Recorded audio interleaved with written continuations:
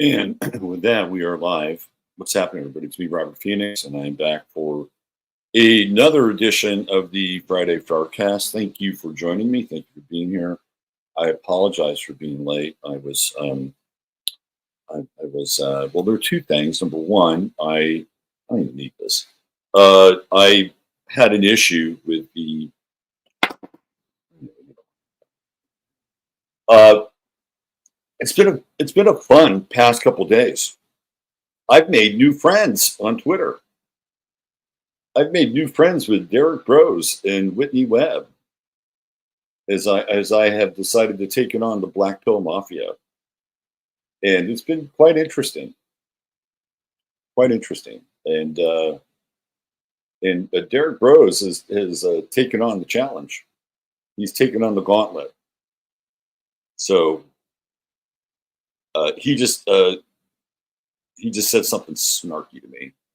He said, "Why don't you go back to your corner of the internet?" And I said, "Well, apparently my corner of the internet and your corner of the internet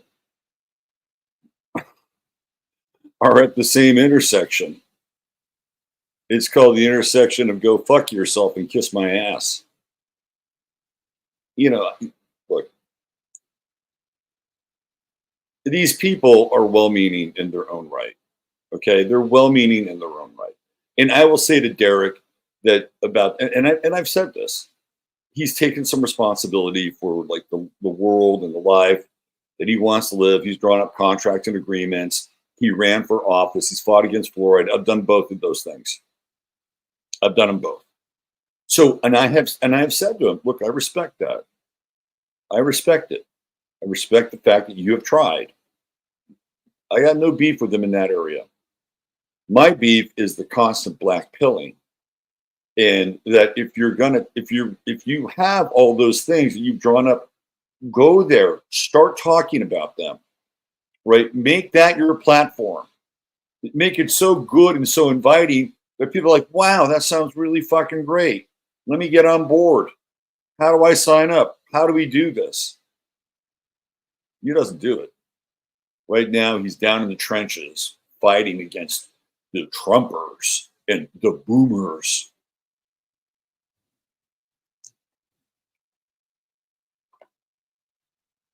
Derek, if you're watching, don't make me call you a Rage Against the Machine wannabe. Okay? You don't want me to go there.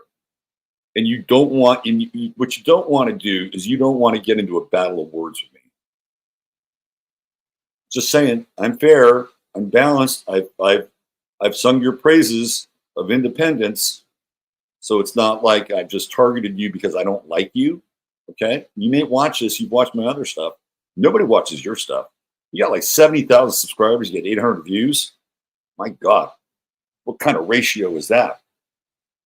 Anyway, Derek, I love you. I love everybody. But get off our jocks. All right? Just get off our jocks and go create your world. Half the time you spend spitting and dissing on the rest of humanity, you could be easily building your world. Like, stop yapping and start tapping. Like a hammer, go do it. All right, that's all I got. Who else is hoping for a word battle? You don't want to get into a word fight with me. I'm not the person you want to draw out. Trust me. All right, let's talk about today's show. It's super exciting. It's basically two-parter. And the first part is, so we have the lovely Dr. Joan S. in the audience. She's there. And her mother has a neighbor who has a son who does a podcast. He's 16 years old, and his name is Drake Woods. His podcast is called A New Leviathan Podcast. And to me, he just is emblematic of Gen A.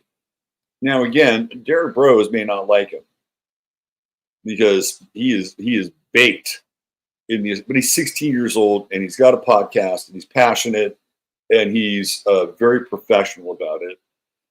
So I reached out to Drake, and he agreed to be interviewed on my show. So we sat down for an hour last weekend, and I asked him about how he started his podcast, who he is. I asked him a lot of questions about his generation and how they view certain things. And what was really interesting is that there are some takeaways in there that are, to me, that are fascinating. And I'm not going to spoil it because we get into uh, the Second Amendment, and we have a very interesting discussion around the Second Amendment. And I just wanted to give you a snapshot of like what's out there and who at a certain age is doing something that they're passionate about. Okay. All right. And I'm going to play you a couple of clips from his YouTube channel. He has some shorts. So I'll give you a sense as to what Drake's about. In hour number 2, Mark Guest drops by, and he has a new book that's just come out. All the links for all of his work are in the show notes, and his book is available for download as well. And it is an illustrated book that is brilliant. It asks very deep questions about who we are and how we get hooked and sidetracked, and how do we unhook and get unsidetracked within the parameter of our brain, which is much bigger. The bigger part of our brain is, of course, our mind. So we're going to have Mark Guest on the second hour of the show, and we'll be talking about his book. And I'm certainly thrilled to be here and to be part of this weekly exercise that we have together. Just a few things to bring your attention. I don't have any, I guess I could have a crawl briefly. I do need to talk about Chris because he's a sponsor of the show. So let me just bring this up here.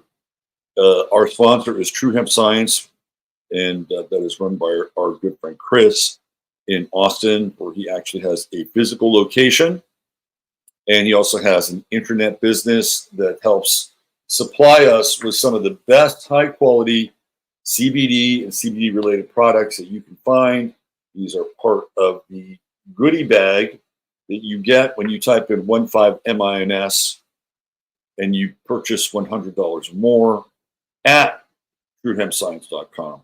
There's always a 30-day money-back guarantee. If you don't like the product, you don't feel like it's working, you can always send it back. And if you spend $150 or more, they'll waive your shipping. You'll get white glove service. You can make an appointment. You can talk to the staff, and they will answer any of your questions. So truehempscience.com. All right. Let me go over to YouTube, and let's get into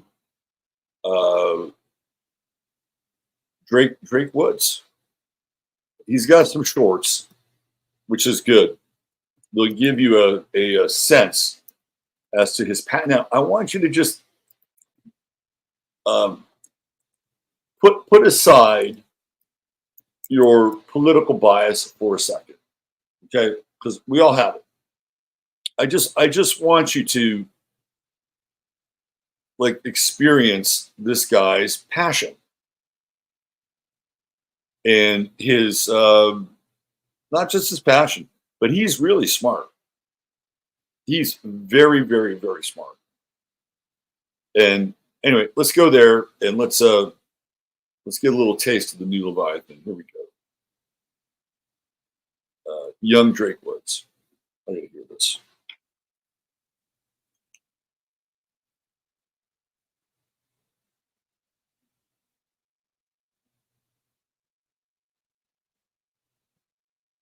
The 10 Commandments in every public school classroom, stating, we don't have the 10 Commandments in every room in Minnesota, but we do have free breakfast. So in other words, Tim Walz says, I don't really care about God, but I do like socialism, funded by the taxpayers of the state of Minnesota to fund this. So what do you have here? Tim Walz really just continues the trend from Kamala Harris. A man who does not believe in law and order, as he shows by his hesitance to do anything about the Floyd riots. and a man who perpetuates socialistic ideas when most of his big accomplishments back in the state of Minnesota are enacting welfare socialistic programs. Thank you.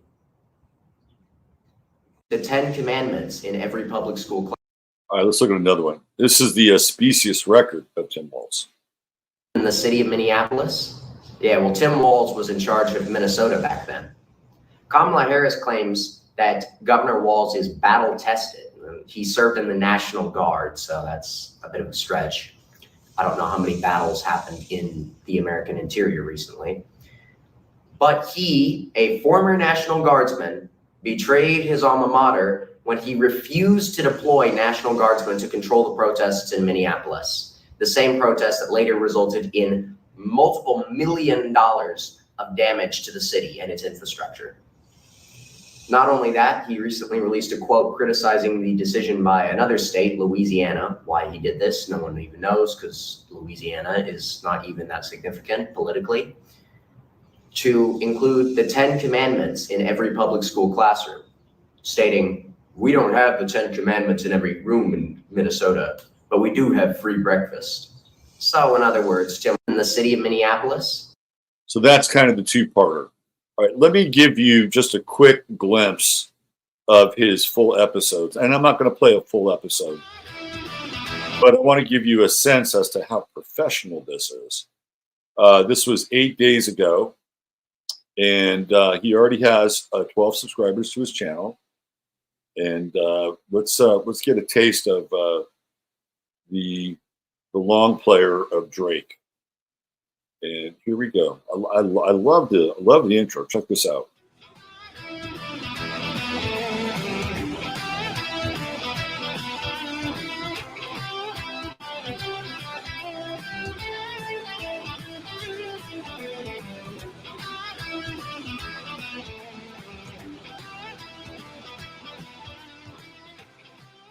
Greetings and welcome back to this podcast and video series. I am Drake Woods, and this is my series entitled A New Leviathan. And in it, we are going to be discussing various political issues that affect not just America, but the world at large. And for today's episode, I think it's only fitting that we start with the issue that I would currently consider to be the most important and the most significant to American politics. And that is the issue of the border crisis, the issue of immigration. Both of the last two administrations of the United States presidency have put a very big emphasis on immigration. When Donald Trump ran for president in 2016, the issue of immigration and his idea of the wall became commonly associated with his movement and his image. In fact, while he did talk about some other issues, it was pretty much his sort of almost like a one-issue candidacy. It was a very big thing that he often honed in on. Similarly, President Biden would, of course, naturally sort of want to constantly attack that view if he is to be Trump's rival. But interestingly enough, President Biden has also taken an unusual approach to sort of avoiding the issue sometimes. And that is because we have been grappling with a very severe border crisis, and the way that President Joe Biden has handled it can only be described as a massive misstep. The influx of migrants at the southern border has reached unprecedented levels, and we have thousands of people crossing into the U.S. every day. Immigration has risen rapidly under President Biden's watch, and while many try to downplay the issue, the statistics show that it is simply undeniable. Okay, so you can just get a sense and a flavor of the young man and the seriousness and the commitment to what he's doing. I remember when I was 16, I was getting high and playing foosball. So it's a very different world, a very different generation. And let me load up the video here, and I'm gonna play the interview with Drake, and it's about an hour. So kick back, relax, and let's pop it in here. Let's StreamYard. There it is. Okay. So Only this year. Okay, so there it is, right there. All right, so I'm going to play the interview. Sit back and check out the next generation. well, maybe not the next generation, but the next generation after the next generation. This is we talk about Gen Z and Gen A. I'm kind of leaning into Gen A with Drake. It's that little gray area between generations. So I kind of lean into a little bit. So here we go. A conversation with a young new Leviathan, Drake Woods. Okay, so today I have a very special guest. His name is Drake Woods, and he goes by a new Leviathan over on YouTube. Yes. Yep. And so here's how I found out about Drake. I found out about Drake through Joan. And Joan is her mother is actually a neighbor of Drake's mother, and hence Drake, and found out that he has this podcast, this political podcast, this stream that he does. And so I said, well, let me see the link. And I'm like, my God, this guy is like, he's all over it. Not only is he all over it in terms of where his political beliefs and ideology are evolving, but the production values around your show are really terrific. And I was just blown away by, your style, your presentation, and where your head is at. So congratulations on doing that. Thank you, sir. Thank you very much. Yeah. So let's find out a little bit about you. You live in San Antonio. How old are you, Drake? Currently, I'm 16, soon to be 17. Okay. And when did you get this idea that you wanted to start a YouTube channel and start talking about these things? So I had tried multiple attempts before. Most notably, one time I had a blog that was just writing on Blogger. I don't even remember what I called it. It might still be up. You could probably find it somewhere. But as you would expect, if you start writing a blog in just in written format on Blogger, it doesn't get much attention. So I had only made, I think, like 2 or 3 writings on that site. This was maybe like 2 years ago. I wrote it when I was much younger, and it's probably not as good as my current content. But I had, for a very long time, been interested in politics. My interest in politics was sort of an involvement of, first I was more just into history, things like the American Revolution and the Civil War, which came out of several vacations to some Civil War sites I took when I was younger. But the year that I truly got interested in politics was the year of the 2016 election, which now seems so long ago, back in 2016. So you were 8 years old then, right? I think that sounds right. Yeah. Yeah. So an 8-year-old having interest in an election, was that something that was sort of permeating through your household? Were you just kind of picking it up atmospherically? I would say so. Yeah. I come from kind of a lineage of, especially on my father's side, of people who have been sort of involved in government, not actually like elected, but things like, lawyers or things similar to that. So for that reason, my family has an interest in it, and it was the sort of thing that was on the TV at the time. And I thought it was interesting because from a young age, I had liked history, which came out of things like, playing with army men and other things like that. But the idea to actually start this political podcast, to start doing videos on the subject, came to me only this year. I had started planning on it early this summer of 2024, which would have been back in May or June. And I got to work on recording some episodes, setting things up, deciding what branding I wanted. And the first episode started coming out earlier this month in August. So that's how I got inspired to, and when I got inspired to start this podcast. So yeah. So have you gotten any, obviously you have feedback from within the 4 walls that you're living in from your parents, but have you gotten feedback from anybody else around your stream? Is it growing? Give us kind of a sense as to, how people are finding you, interacting with you, etc.? So I would say that my stream, well, it's not my stream. I haven't done anything like a stream, but my videos, my video Mhm. content, and my podcasts are growing slowly but surely. They've not been out for a very long time, but I've already gotten a few comments and a few subscribers from people, that like that I don't know, that aren't, like my neighbor or something like that. And so far, I think it's gone pretty well. I had one YouTube short that was made around the time that Joe Biden had dropped out and gotten replaced with Kamala. And I was quick on the uptake on that, and I uploaded that within like 10 or 20 minutes of me hearing the news about that. So I believe that one is currently my highest viewed video. It has far more views than any other video or short or podcast that I've made so far. It has 430 views, which Good. That's good. is not huge in the YouTube scheme, but it is large for my channel, and it is large for a video that's not been out for very long. Right. And I think the success of that was because I put it up so quickly after that happened. Either that or because it was my first short on the channel. I can't really know why the algorithm was so quick on that one. Yeah, I do think sort of being first to something counts for something, Absolutely. because people are, searching for something that would give them some feedback on a current event. So the faster you're there, I think the better your chances are of landing in the algorithm where people will click on it. So what are you?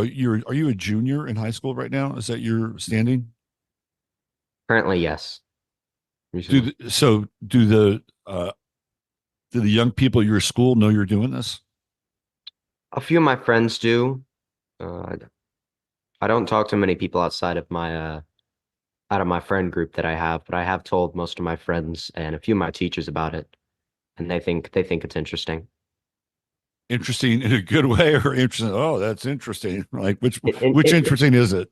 Interesting in a good way. I would say, as you would expect for the course, my teachers, specifically the ones you'd expect, they tell about this like debate and English or history. I would tell those professors more than, like my physics professor. He wouldn't know much about this. But that obviously they are more interested in it than my friend group is, for obvious reasons. Mm-hmm. But they all think it's a good development. Mm-hmm. They don't I don't know if they seem to be following it so much, but they all seem to be quite happy for me and thought that it was a good summer project. So, Cool, good. So you got some positive feedback then. yes, I'd Yeah. say I don't have much feedback, but all of the feedback that I've gotten so far has been positive. So that counts for something. So one of the things that I'm into is I like to look at the generational influence of Mhm. certain groups. Right. We go way back to, like the baby boomers, right? So you have the baby boomers. I actually belong to like a little slice of a generation that most people don't talk about called Generation Jones. But basically, we go from the baby boomers to Gen X to the millennials and Gen Z, and you're a part of what's called Gen A, right? You are a Gen. You're like right on the edge of Gen Z and Gen I'm on A. of course, defining it precisely is subjective. Like there's no real perfect definition of when these things began and ended. But there's Generation Z Mhm. and the Generation A. They're sometimes also called Generation Alpha. Right. I believe, based off the definition I have heard, which is that Generation Z ended in 2010, I'm on the end of Generation Z, close to the beginning of Generation Alpha. So I'm kind of the bridge between Z and Yeah. Alpha. A lot of It's like times those bridge generations tend to be closer to the one that they're headed towards versus the one that they're coming out of. That's my sense. So my take on Generation Alpha, and this has always been my take, and the reason why I think you're Generation Alpha is because I've always felt that this is a generation that hits the ground running, right? Mhm. Like this is a generation like Gen Z who's grown up with the internet, has grown up with social media, but there's a different tenor to your generation, and I think more of a seriousness.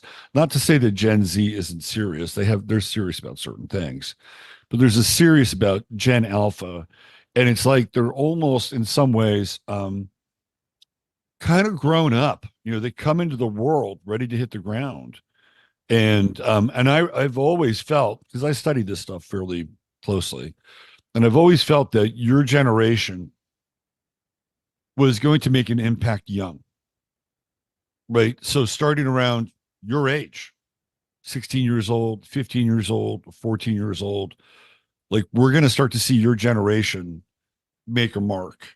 And that would go beyond just, having and as I say this, it's not to belittle or demean your podcast, but it's like going even beyond that, like being CEOs of companies and, really being financial and political influence, which I think you are, and you're at the genesis of that.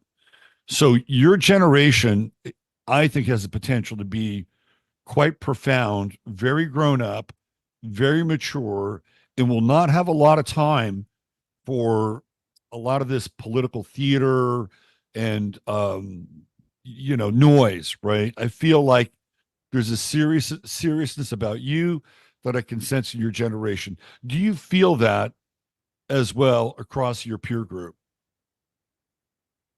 I think it varies wildly. I think that the one thing I would note perhaps about the last two generations, Generation Z and Generation Alpha, is that I'm not too knowledgeable on the whole generations, but I feel like past generations like the baby boomers or the millennials, they were all sort of unitable into one group, and that they all sort of had very similar traits that united them.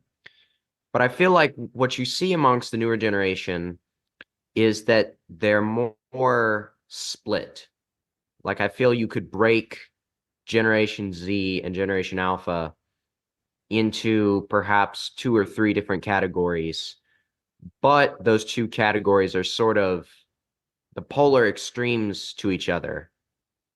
But the thing that defines them as being of the same generation is that the reason they are at the polar extremes of each other are because they are constantly going up against each other within the same generation. Yeah, that makes sense. Makes a lot of sense. Which pushes each one further and further to their side as they continue to spar. So that's your experience inside of your generation. Do you feel like that there is a sense that in your world that you can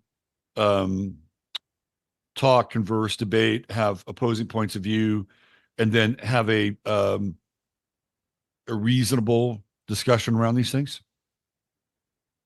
I think, again, it depends on the person, but I think fortunately enough, most people that of my generation that I speak to are very reasonable. Mm-hmm. Mm-hmm. Good. And how would you describe, again, this is a small sample size, it's your peer group where you're living. How would you describe their political beliefs, if they have them at all? Well, when they have them at all, again, I would say that there's a very large chunk of not just this generation, but when any generation was at their youth stage, kind of political apathy, because, for most high schoolers. But amongst the ones that do have these political beliefs, I believe that there's sort of in the past, the baby boomers generally had a sort of odd development where in their own era, in the 60s and 70s, they were sort of a more leftist force with all the things like the anti-Vietnam stuff and the very big cultural shift in the permissive society. And then ironically, by the time they reached an older age, then they became significantly more conservative.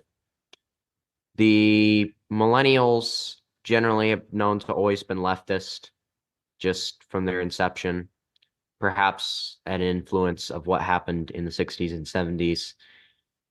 I think that Gen Z and Gen Alpha kind of have that fraying, and that there is a very large, of the ones that have political beliefs, there's a very large, very far left chunk of it, but I would say that there's also a very significant rightist chunk of youth today that take it on in a more serious and a less moderating way than has been done in the past. So you get kind of that frayed rope amongst the ones who aren't apathetic. So my son is a Gen Z. He was born in 2004. Mm-hmm. And I asked him, so do you know about Andrew Tate? He said, of course I do. I said, do you listen to him? He says, no. Andrew Tate actually speaks to a younger generation, meaning kind of that crossover between Gen A and Gen Z. Are you familiar with the Tate brothers at all? Yes, I've heard a little bit about their antics. Yeah. So do you have friends that follow them? I would say almost everyone in our generation knows who Andrew Tate is, just Mhm. because he's become sort of an online celebrity. Whether Yeah. people like him or not, a lot of people will absolutely despise him, but they'll still talk about him a lot because they think he's just that bad. He's Mhm. sort of, if you can think of any divisive actor or celebrity from the past, he's just sort of like that. He's so magnanimous. I'd say most people have heard him. Mhm. I personally do not know anyone who is an admirer of Andrew Tate, I would say, fortunately. Let me throw another one out there, kind of similar but different. Nick Fuentes. Does any of your generation follow Nick Fuentes? I'm more familiar with Nick Fuentes. I would say Nick Fuentes is actually more of a political figure, Mhm. where Andrew Tate kind of talks about politics, but not really, in that most of the things he talks about, like dating and things, would never actually be like a political proposition. Right. Nick Fuentes, I know a few other people who have heard of him. He's not, I would say, as like viral among just like the TikTok crowd who, scroll through and know all the current trends. Right. I've watched a bit of his things and I've heard some of his things. Personally, I don't know too many people who actively like would consider themselves part of the Fuentes fan base. Mhm. My personal opinion on him, I would say, is probably more positive than that of Tate, because Mhm. Tate is very bad with a lot of the things he's done. Fuentes, I think, has some good points in terms of society. I think he has excellent points in terms of religion and how that benefits society and Catholicism. But then again, a lot of his other points I disagree with. A lot of the more extreme beliefs, I would say. Right. Sure. Interesting. Okay. Um, is there anybody that you follow, any other streamers or influencers or politicians, or like who gets your attention? Amongst political streamers that I like, uh, unfortunately, I'd say I'm pretty mainstream. I Mhm. like Matt Walsh a lot. I like Ben Shapiro. Mhm. Um, I like some of the older ones. I don't know if you could really say they're a streamer, but I like William F. Buckley a lot. I watch a lot of clips of him. You watch a lot of those little firing lines? Yes, and Yeah. just Mhm. clips.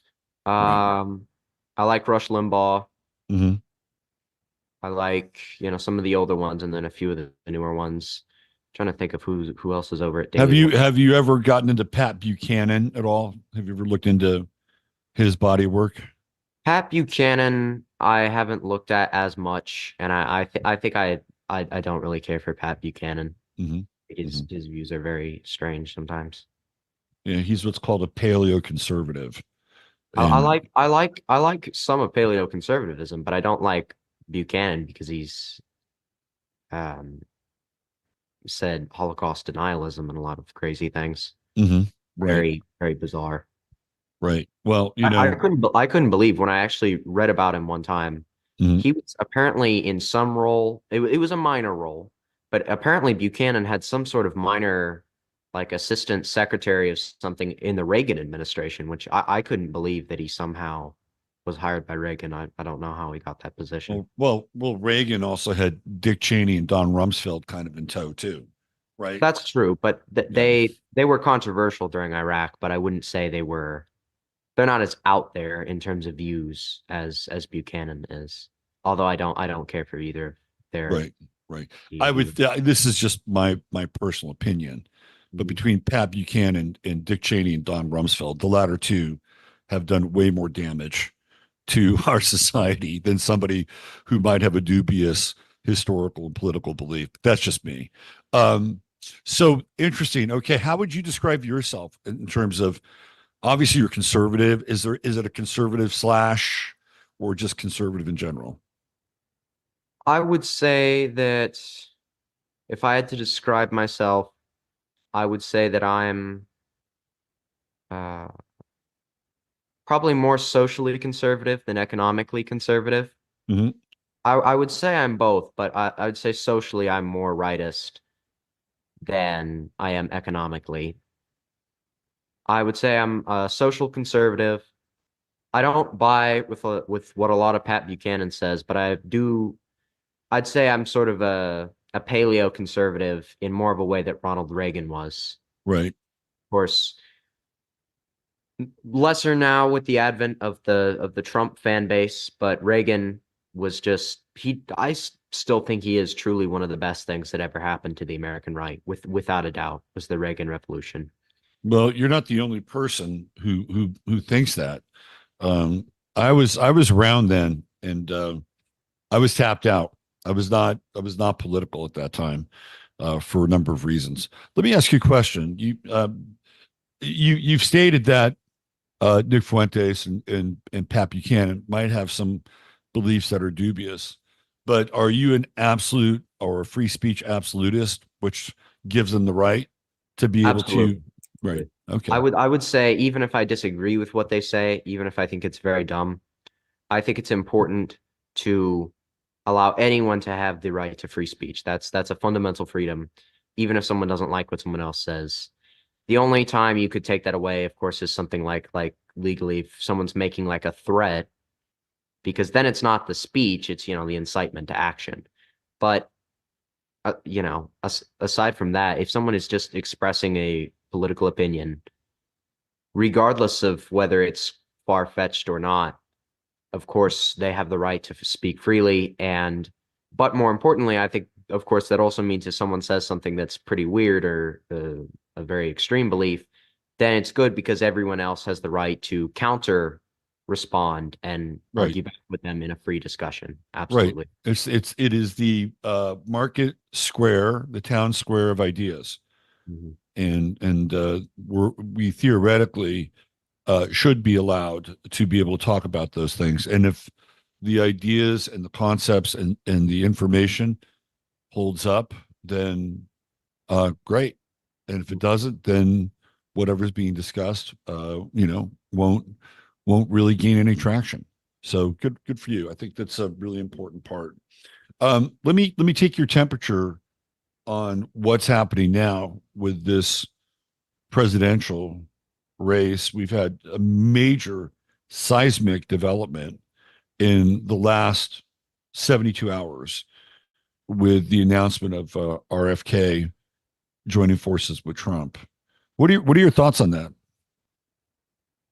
Well, personally, I think it can't hurt Trump, but I think while it is notable for the news cycle, I don't believe it will help Trump that much in the general election. And the reason is the only reason Kennedy dropped out was because his numbers were already dipping significantly lower.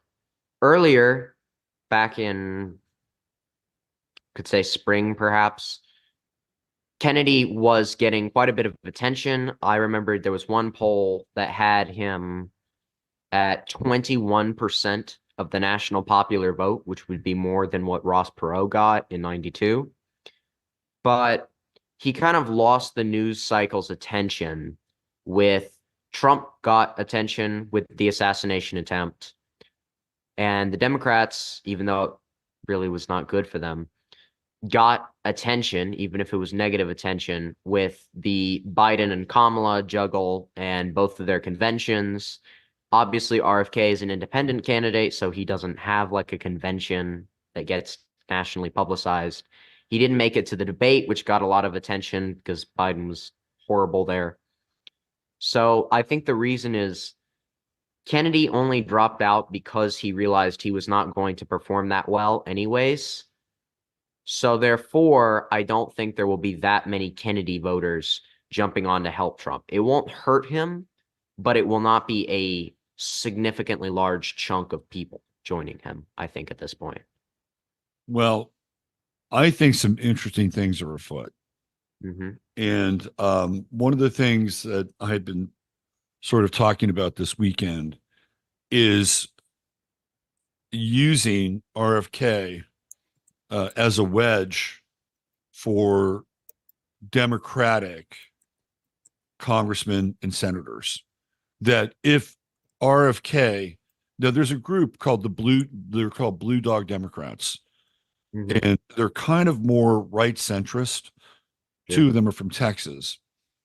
So if I think this is really part of the strategy, that if RFK can appeal to some of them and peel them off, right, and then have them begin to say the same things that RFK was talking about with Harris in terms of her campaign, the lack of any kind of vote, anything that's representative of people saying, yes, I want this person to represent us. That's not even there, right? That was just handed to her, because she couldn't have done it on her own, right? So if he pries maybe two Democrats away and they begin to repeat his talking points in their own context, I think that can be very problematic for the Democrats, because if there's division in their ranks, then you begin to see cracks and fissures. And those cracks and fissures can have a definite effect upon the overall feeling of what they're doing and where they're going.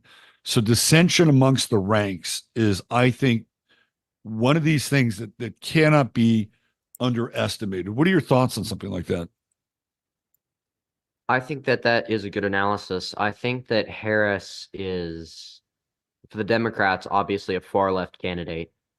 She was on some list. I think it's govtracker.us, rated on an ideology scale, the most far left US senator out of all 100 US senators, even more so than Bernie Sanders, surprisingly.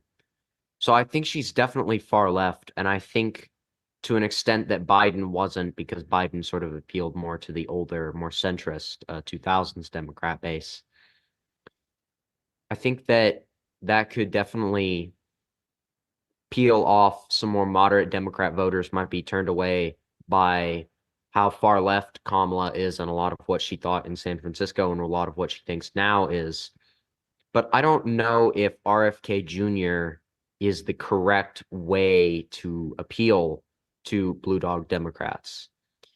Now, the thing is, the Blue Dog Democrats in Congress are, sadly enough, which is indicative of the path Democrats are going, a dying breed. They are dying out very quickly. I've read a bit about sort of the congressional caucuses that exist.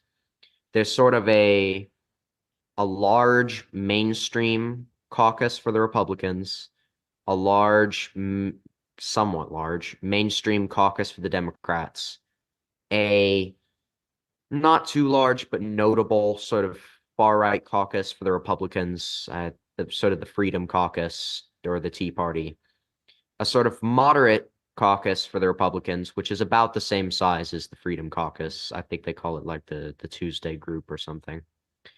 Then you have, for the Democrats, a very disturbingly large progressive caucus, which is their far left caucus. And then you have the Blue Dog Caucus, which used to be large, but now is the smallest out of all six of those. The smallest is the moderate left. Yeah. Smaller than the moderate right, smaller than the far left, smaller than the far right. So I think because of that, whatever moderate Democrats remain, I don't think RFK Jr. is the correct way to go after them because his views are very eclectic and I would say cannot always truly be described as moderate Democrat. Because he's moderate on some things, but then I'd say he's very far left on other things, which is why I personally never trusted him. So he's moderate on things like immigration.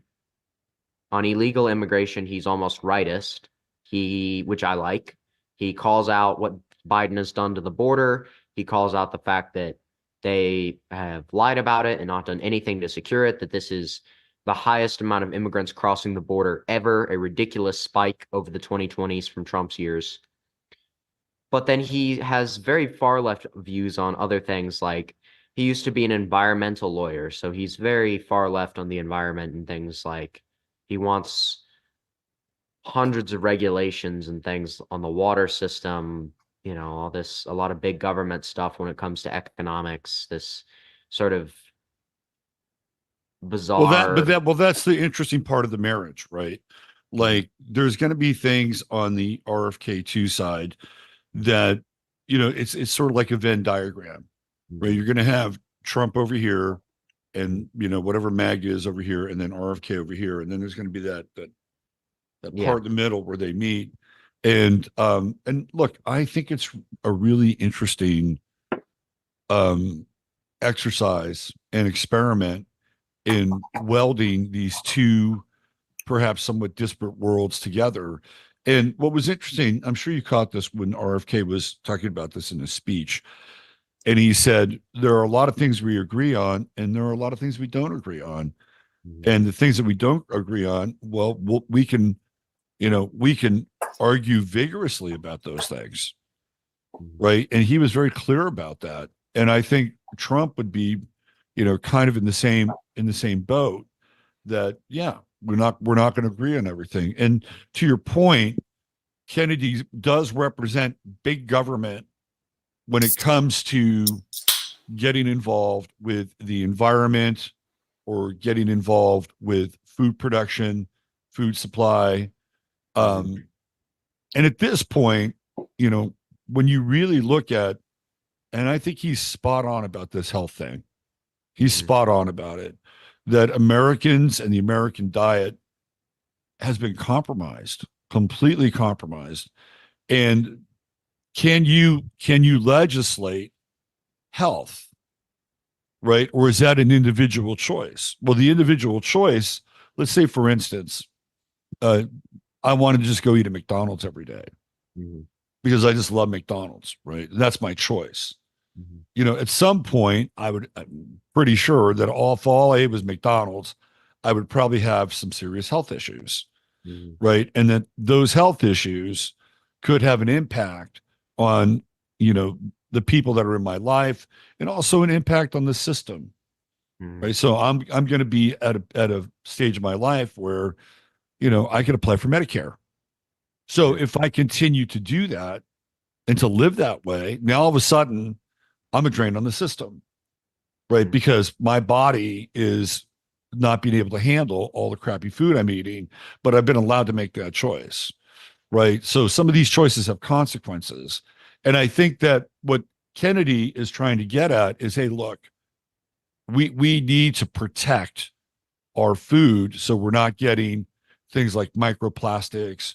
We're not getting things that are highly processed and these seed oils, which they've found very, very dangerous. So I don't really have a problem with that kind of government oversight to help us, basically the majority of the people who can't make real choices for themselves. Well, here's what we're going to do. We're going to help you out here so that you're not taking in all these things that you don't know about. I don't really have a problem with that. There are other areas of Kennedy that I do have a bit of a problem with. He's a big green agenda guy. And so, you're going to have to prove to me that everything that you're all about with that world, he probably could in his own way. You have to prove to me that that's right and it's real, which I disagree with. I agree. Um, I think a yeah. lot of the problem with Kennedy is with things like the Green New Deal. His the uncle John F. Kennedy spent his entire presidency fighting against the forces of global socialism and standing up for the American way of life against Marxism and the USSR. And I just have to ask RFK Jr. if he truly thinks that all of these excessive regulations with regards to things like the Green New Deal that would, harm free commerce and slow down the economy, if he truly thinks all of that big government would be acceptable to the nation that just came out of, from his own family's lineage, the great struggle to make a free enterprise nation and to fight and to stave off, the excessive regulations and things that harmed countries like Venezuela or Cuba or the USSR. Yeah. I mean, I think that there's a real fine line between the free market on steroids and, looking at somebody like the Sackler family and, and their production of opiates that, they profited off of immensely and, cost people thousands and thousands of lives. It's a very interesting balance between having zero stake in the game and then having uh just layers and layers and layers of oversight bureaucracy which keeps things from getting done. So it's part of the dance, I think, that the system has created. But I think it's an interesting, I've never seen anything like this before with Kennedy It and is. Trump. It's really kind of remarkable. Mhm. Are there any other parts of Kennedy's platform that you would say you particularly agree with or find particularly disturbing? Well, his I don't like his take on the Second Amendment, and I which don't is I don't what know much about his Second Amendment take. Is he more very pro it or very kind of he's anti? kind of he's kind of anti for. And this is a guy that hunts, right? Like he hunts a lot, so he uses guns. So I think he's been fairly clear that he is, I would say, more on the protectionist side. When I say protection, it's not protecting the Second Amendment, but more measures of background checks and all these other things. I think he's pretty Democrat in that regard. Pretty, I'd say progressive in that regard.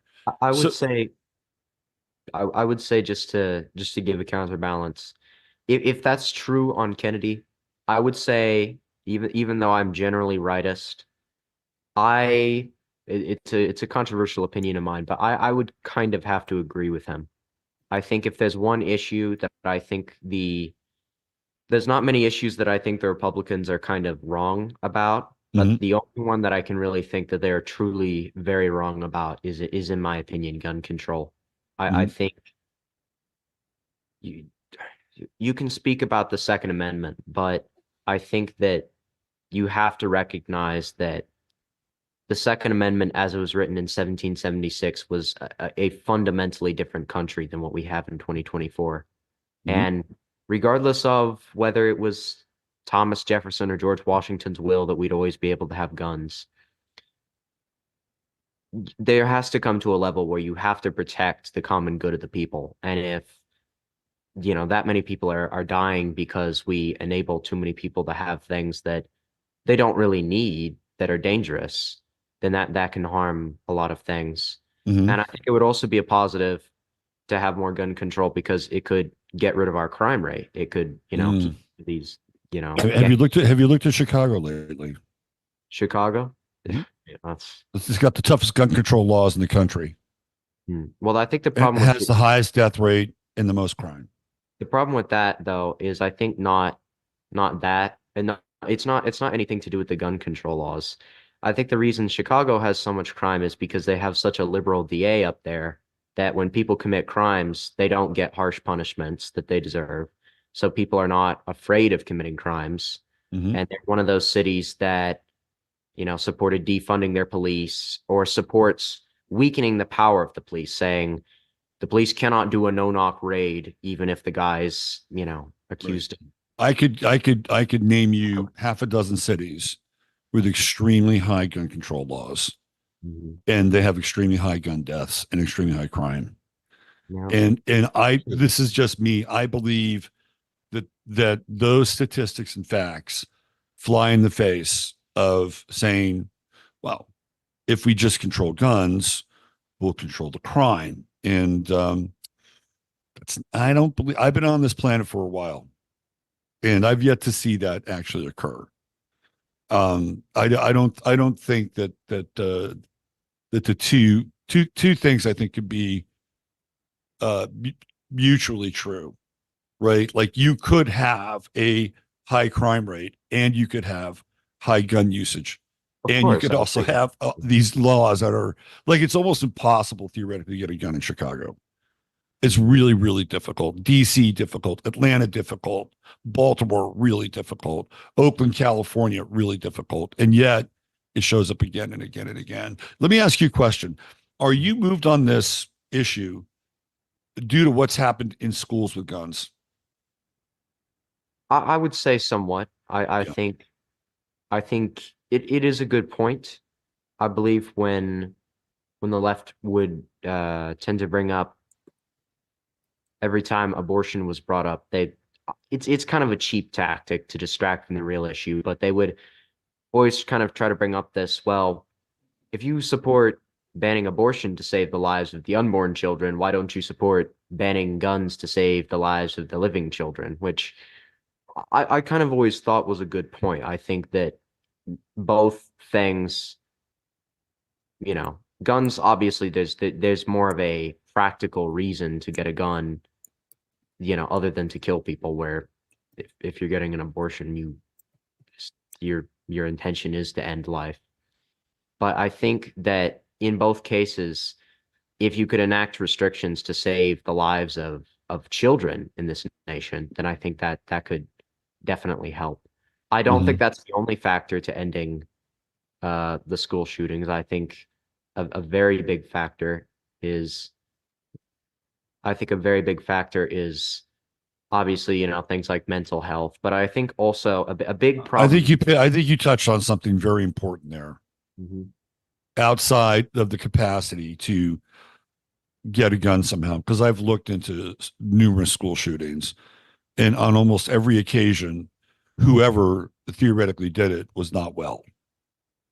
Right? They were damaged goods. So you have the shooter in Uvalde, and but for all intents and purposes, he was not well. In fact, he was undergoing psychiatric treatment. Right? Jacob Cruz at Parkland, not well.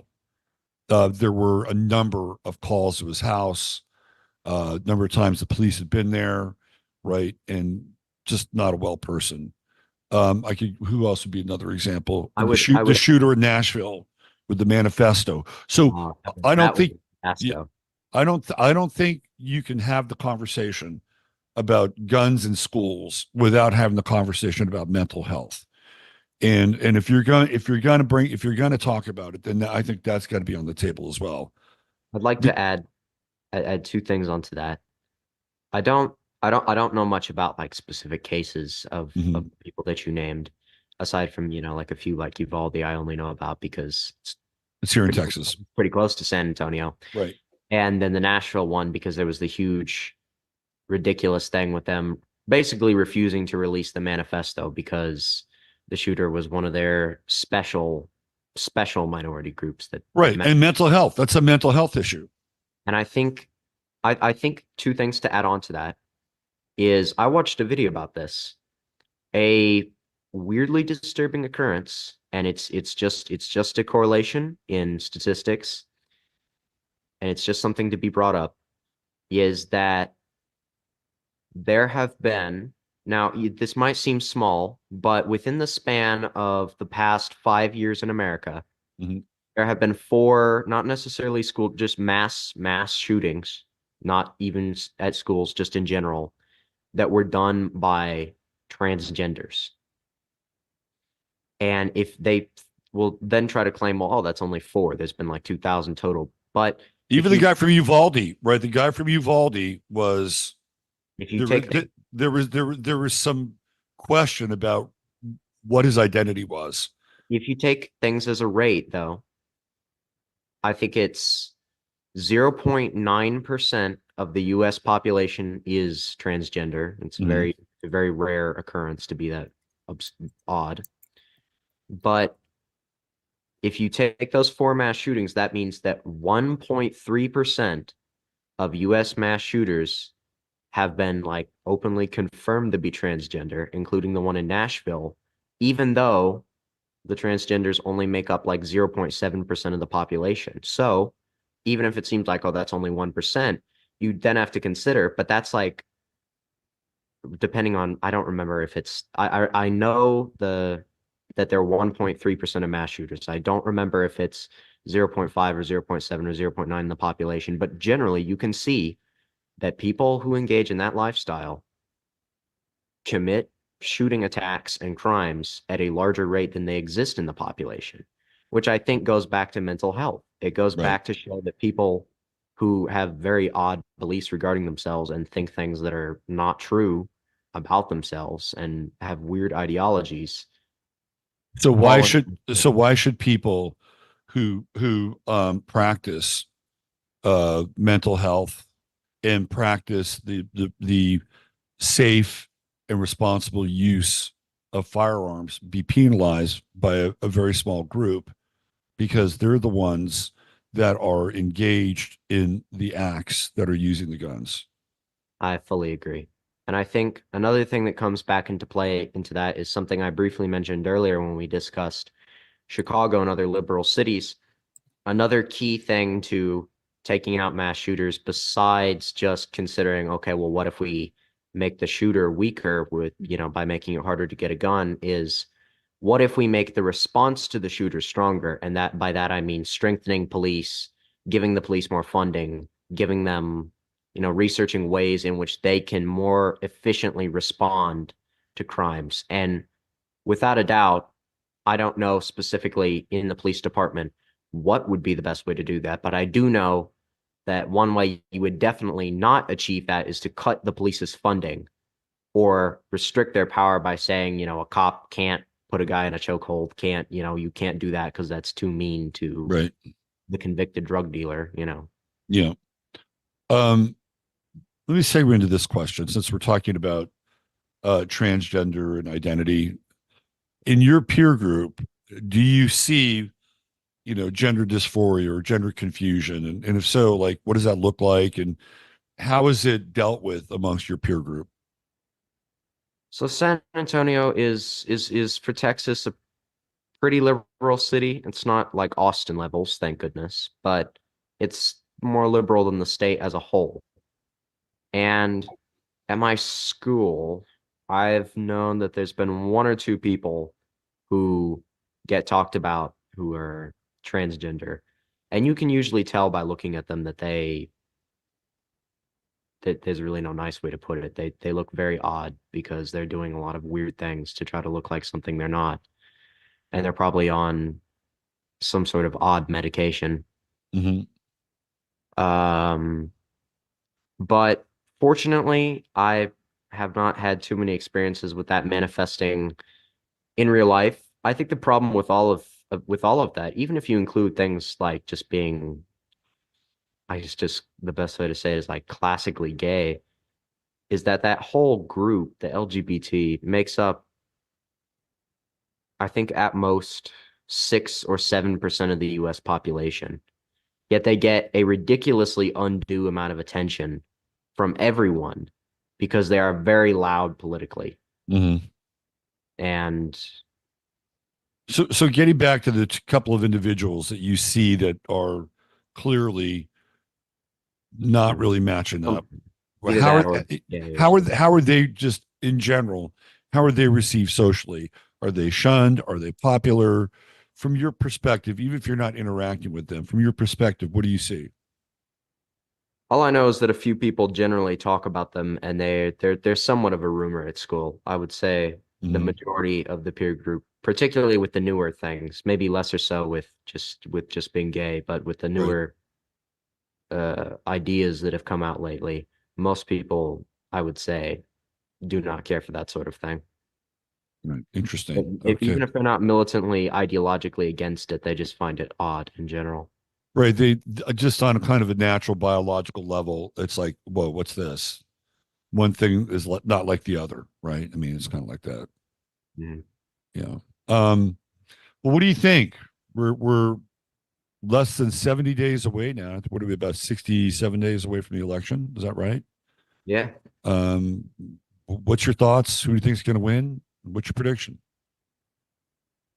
Well, I think it'll all come down to I've been saying this for a while, and I'm really anxious to see another presidential debate and to see a debate between Harris and Trump, like we saw between Biden and Trump.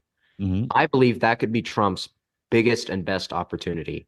Why do I think that? Well, because Trump absolutely killed it at the first debate. That is, I think without dispute. I wasn't saying that. I'm sorry. It was, but they brought out a drooling cadaver, right? He, It you know, was it was it was the first debate in U.S. history in which, at least that I know of. Well, I think it would be because there's been cases where parties have kind of not put their president up again, like Truman and LBJ in 68 and 48, but back then they didn't. I don't think they had debates those years. So, especially 48. So I think this has been the first presidential election in US history in which Biden was so bad they had to remove him from the ticket purely because of a debate. You know, there was something like that in 1972. The Democrats' vice presidential candidate, I can't remember his name. I can his remember name was Eagleton, Thomas Eagleton, Thomas Eagleton. right? He had to be removed from the ticket because it was revealed that he was actually psychologically, undergoing shock therapy and things like that. Well, Biden, I don't think he was going through it at that time, but Biden, he had shock treatment. He had a history of alcoholism as well. Biden didn't even have anything confirmed about him, and he wasn't a vice presidential candidate. He was at the top of the ticket. He had been the president already, Yeah. where Eagleton and McGovern were never elected anywhere near the presidency.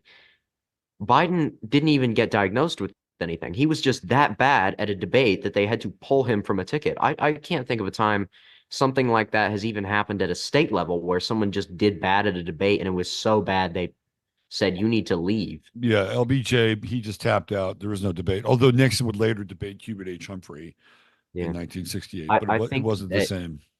I think if Trump can pull that off against Kamala, I don't think it will be as much of a slam dunk because Kamala, obviously, even if she has absolutely insane beliefs, has more of an ability to be expressive and at least sound, be able to speak when she gets up on stage.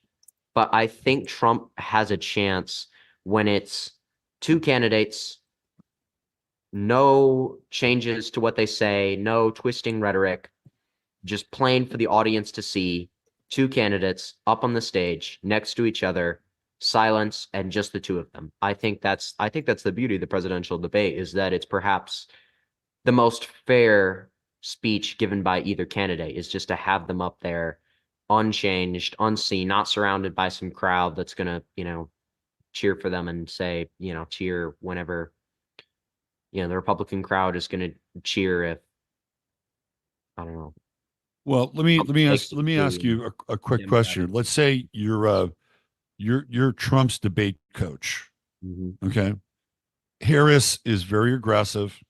mhm. She'll come out and, I put a lot of felons away and I can't wait to put you away because you're a felon, right? Like, you can just smell that coming a mile away, right? Mhm. And she'll be aggressive and she'll go down that path. Um, if you're Trump, how do you attack Harris? Without a doubt, I would say that Trump needs to read up on everything Kamala has done in the past. I think from her involvement in something called the Mercy Project at San Francisco, where she gave mercy to some Black Lives Matter protesters, two of whom later turned out to be convicted murderers. They would after they were released and bailed out from jail from violently, spraying graffiti all over the walls of San Francisco, they would go on to kill people. Two of those people released in the Mercy Project and probably a large number of others would go on to be rearrested for other crimes. You know, who would have guessed that someone who tried to burn down buildings would later kill people?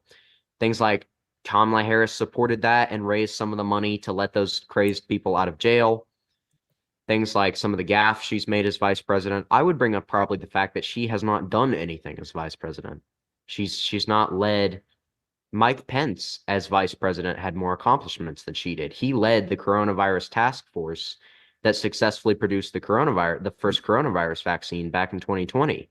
Yeah. Even if you some of the Trump base, is angry at Pence now for January 6th, he did a lot more as Trump's vice president. I'm not the hugest Pence fan, and that goes beyond January 6th. But let's put that aside for a second. Let me ask you a question.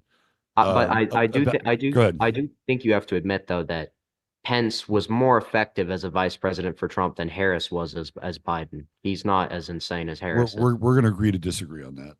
Okay. Yeah. But yet to your point, well, I think Pence is a little crazy, and he just doesn't show it as much as Harris does. But there is a bit of a crazy side to Pence. I think Pence is very cold and calculating.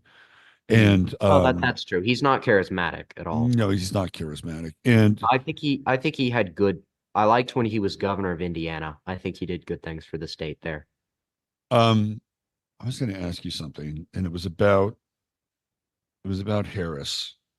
What else would you bring up? Well, it had to do with Trump, because Trump may have a difficult time being on the attack against her because she's a woman, right? She's some kind of minority. We haven't really decided upon which yet. Well, Trump has debated a woman before. He went up but against not. Hillary. This is different. This is she's much more of a protected class than Hillary Clinton in a lot of ways. So do you think that he should throw caution to the wind and just be a pit bull against Harris? Or should he kind of bob and weave a little bit? I think that whether she's male or female, or whether she's Black or Asian or Hispanic or white, is irrelevant to the criticisms of Harris that he should bring up. Mhm. I don't think that's relevant, and I think if she tries to pull the "you just dislike me because I'm a whatever" card, then I think I would say no. If I had a vice president who, as vice president, did not do anything other than getting a vague assignment from Biden to fix the situation at the border, and instead of actually doing anything at the border, Harris's solution was to fly in a private jet to the capital of Mexico or some other Latin American country and say she was going to fix the root causes of migration, which the Root Causes of Migration Project just gave $9 million to various Latin American countries' governments, which, as we can see, has done absolutely nothing to stem immigration. Is worse now than it was when she started her project, and thought that going on TV and saying, if you're thinking of illegally immigrating to America, do not come to America, was smart, which is ridiculous. That's like getting on TV and saying, if you're thinking of rioting and burning down San Francisco during this year of 2020, do not burn buildings. That doesn't do anything. Saying do not immigrate to America. I think those criticisms of the crazy view she has, of the far left plan she has to raise the corporate tax rate by 10%, I think all of that, those attacks are, her race and whether she's a woman or a man is irrelevant to that. If any politician does those things, those are negative decisions that severely harm America. And I think I would say to her, if she thinks, I should be, treated better because I'm a woman, the thing is that you chose to choose a career in politics. You chose she chose to accept the role as vice president. You've chosen to take on the role as the Democrats' presidential candidate. You've chosen to go to this point. If you are, a woman and you chose to go to that point, obviously you don't, deserve anyone saying, well, you're bad because you're a woman, but you do deserve to be held to the same standard as any male candidate would be during a debate with regards to accepting attacks and criticisms and responding to them effectively. So I think that's irrelevant. And I think if she tries to pull that, it's yet another example of the Democrats pulling ridiculous identity politics to try to say, because I'm from a protected group, I should be immune to this criticism or this, I agree with you 100%. Okay, so you get out your magic mirror here. Who's going to win in January 20th of next year? Who's the next president of the United States? Right now, as things look, it might be wishful thinking, but I have enough faith in America to look back at the past 4 years to see all of the crises we have now with illegal immigration being worse than literally ever before. The Obama years look like a dream compared to that with regards to illegal immigration. The inflationary crisis, the incompetence of not just Biden, but the Democrats as a whole, the far left views they have on what they want for America's children, what they want for America's future, of what they want for all of this. I believe that I cannot see the American public choosing Kamala Harris to be the winner. So you're picking Trump I by default, meaning that her party, her platform, her character or lack thereof should make her unelectable. Therefore, Trump would be the winner. Mhm. Okay, I think that's fair. I think it's fair. Do you think there's going to be a fair election? I think that it depends, what methods certain states use.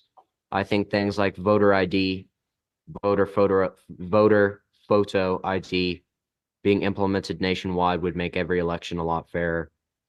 I don't believe mail-in ballots are truly fair. What I'd like to say about this is that I don't believe in 2020 there was fraud on the level that Trump says there was. I don't believe it was literally enough to flip an entire election, just based off the evidence that we have. But I do believe, and there is verifiably proof of election fraud happening, not necessarily on a coordinated scale from the Democrats, but on a small scale as a result of the ridiculous policies they put in. There was a case in, I believe it was Pennsylvania, where they found over 30 votes that were illegitimately cast from mail-in ballots being sent to people who were recently deceased. And whose relatives or whoever managed to find those dead ballots decided to put their will to vote onto it anyways. So I think it will be mostly fair, but I think that there will be fraud in it just if certain precautions are not taken, which I don't think certain states will rush to enact those kinds of precautions. Fortunately, there should be less mail-in voting than in 2020 because we don't have the whole coronavirus thing, but yeah, that was a joke. Do you have any political aspirations? Do you ever want to run for office? when I get older, I think it depends on where my path leads me, but I would like to have some sort of future related to politics, whether that's something as small as getting to be a staffer or something like that, or perhaps, I don't know, for a living, becoming like someone from the Daily Wire and making, these political videos or writings for a living, or whether it is, if I manage to get enough support and get to that point, becoming a political candidate for office at some level myself. I would enjoy that. So really, No, as far as I can. law runs in your family, from what I understand. Is that something you'd be interested in? I Law? would also be interested in law. Of course, the two things overlap quite a bit. Yeah, cool. Well, tell people again about your channel and Thank where you. they can find you. Absolutely. So the channel is called A New Leviathan Podcast. That's what it's called on every platform, regardless of whether it's actually like in podcast format or not, just for simplicity. You can find videos on YouTube and also Daily Motion. And then you can find an audio only podcast format, which is the same as the episodes, except it's just the audio versions on Apple Podcasts, Spotify, Podcast Index, and I think a few other smaller podcast sites. I don't remember precisely, but you'd be able to find them all once you found one of my larger ones, like Apple Podcast or YouTube, are my two biggest sources currently. And how often do you record your episodes? Fantastic. Yes, and a new episode is scheduled to come out every Wednesday Okay. of every single week on all of those platforms. So for the foreseeable future, for quite a long time, it should be coming out regularly on Wednesday, unless something comes up. Okay. Well, Drake, this has been great. Thanks for spending your time with me today and getting to know you a little bit and a little bit more about your generation. And I wish you nothing but massive success with your podcast. And Thank I'm you. sure you'll pick up a few subscribers here from our little show together. So thanks once again, and maybe we'll have you back on after the election. How's that sound? That sounds absolutely wonderful. This has been an excellent opportunity, and I'd be very happy to see this video posted on both of our platforms in the future. Drake Woods, everybody, a new Leviathan podcast. Go check it out.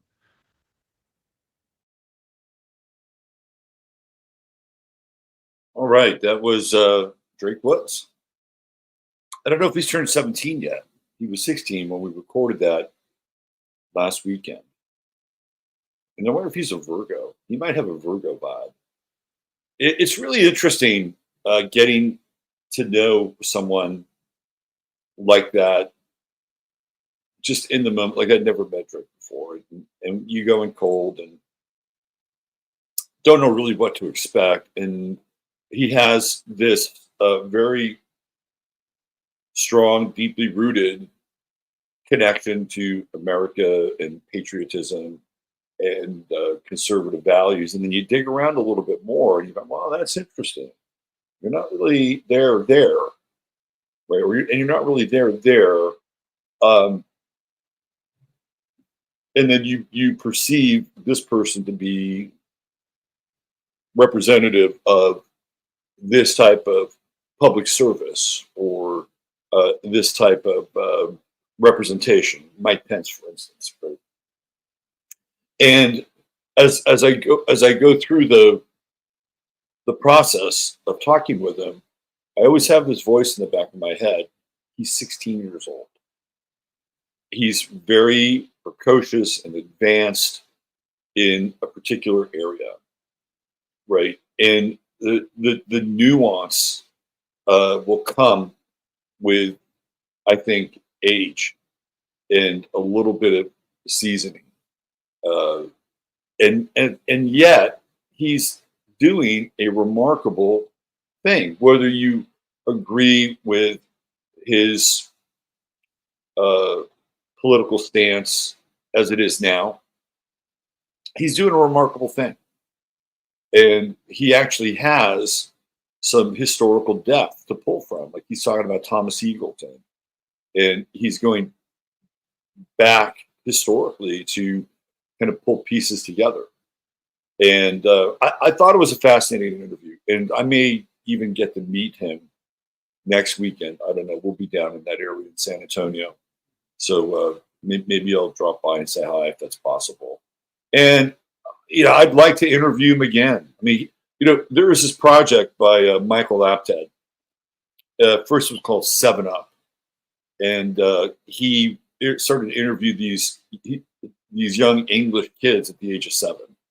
And then he would interview them every 7 years. My favorite is 28 Up, when they're all hitting their Saturn return. It's a brilliant, you can watch all the versions of it. Nothing else has ever been done like that in cinema. And it would be interesting if I lived long enough to interview Drake every year. And just to see, like the concentric rings on a tree, and to see kind of where he is in his political understanding, growth, personal evolution. That'd be really fascinating. All right, so we are now waiting for our friend, Mr. Mark S., to drop on by. Maybe I'll send him a text here. Let's see. There he is. On cue. Brother Mark, what's happening? Just me. How you doing? Doing great. I'm doing great. I've probably been engaging in some sordid part of my brain via your book on Twitter the last couple of days, but I'm unrepentant and I'm fine with it. Other than that, yeah, I mean, it's so wild out there. What I got an interesting feed on Twitter, and you can see that facts don't matter at all, and it really shows that the deep programming that we're under, that people work against their own best interest based on, like, for a reason that doesn't even make any sense, but for some reason they're held to die on. Yeah. Well, I don't know if you follow my feed much, but I've taken on the Black Pill Mafia. Oh no, I get it. I do, and you're right. It is a form of censorship. There's that kind of what's that word I'm looking for? Because I used to have it in the studios when I worked in them. This kind of arrogance and superior attitude, like why bother, or everything sucks. So don't do anything at all. And then there's this kind of pull everyone down. Don't shine above that, because the general consensus is that we hate this, or this is what we believe, so you have to as well. Right. Yeah, and it's fascinating having interactions. Well, at least with Derek Bros and I. We're slowly entering celebrity deathmatch territory. Nice. But you see this young gentleman you had here. I mean, I see a lot of this as a beautiful example of, although, still young and in the world, but who really care and are brilliant, Absolutely. And that capacity, and so you can see right then and there, you can see where this young man, and his beauty of his caring about his environment, his country and people, still is dealing with other issues that he's taken on, that you have to juggle through. Yeah. Like we all do. Yeah. No, and that's one of the things that I love about you, is that you're able to find a little bit of gold, right? You're able to find that little bit of gold, inside of, the sort of the muck and the mire of whatever, level of understanding or lack of understanding. And I've seen you do this consistently with your illustration work. Like, that's what you do. You find that little chunk of gold inside the person you're sitting across from, and then you shine it up. And I love that. I love that about your work. And let's talk about the latest baby you just brought into the world. Well, thank you for that. Yeah, I mean, because of no matter what happens, whether things are true or not, we get caught in the landslide. And basically, like I said, when I made it through Escape Canada, only a few people make the rules, but in a sense, my dumbass neighbors go along with it and make it happen, right? Yeah. And so what I look at is, how do we activate, or how do I, now let's use first person singular, how do I activate the best part of people, no matter who they are, to bring out the best in them, whatever, connection they have within themselves, that's my job. And not to be attached to a result or where it goes, but if they can get that connection, then they'll go off and hopefully make the world a better place on their own, in their own way. Yeah. So let's get into it, man. I mean, you have been, you heard the voice of God somewhere and said, I have to do this. And you made this your life mission. Let me see if I can wrap my head around the timeline. Maybe starting 6 months ago. When did the lightning bolt hit you? The nitrous got turned on in the beginning of March. Okay. Is where it started pulling through. But there was little things where I was working on it kind of piecemeal, in a way. I was making some parts to it, but nothing made sense, but I was just doing it instinctually. And then everything all of a sudden made sense. And then the floodgates open. It was like a fire hose coming through. And, Yep. it was, I mean, I can say in a way channeled in many ways, because I'd be pulled awake in the middle of the night, start drawing, or ideas would come through, and, I would get no reprieve until I got it out.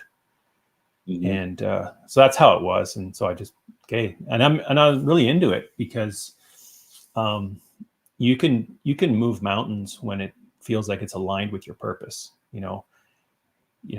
Can we just like freeze the conversation for just a second on that statement?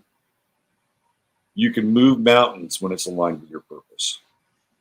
That's profound. That is profound. And I think people need to hear that. Right. And hopefully when you read Mark's work, that it clicks somewhere in your brain and says, you know what, or your mind, you know what, I can do something like this, or I have my own version of this, whatever that is. Well, the beauty of what I've done is there's very little to read. The pictures do all the work, the heavy lifting. Right. Yeah. The thing I notice about it is like, there's some really psychedelic stuff in there. Like and I've never seen you, I've seen your real time demonstration of art. I like to call them like spirit caricatures, but I've never seen sort of the psychedelic side of you come through with some of the background imagery. It's really, really cool stuff. Were you aware of the effect that you were trying to get across, or was that just another part of what you would call the channeled experience? It's lived experience. Lived experience, yeah. So there was a time where I may or may not have, been involved with a series of intense plant medicine ceremonies.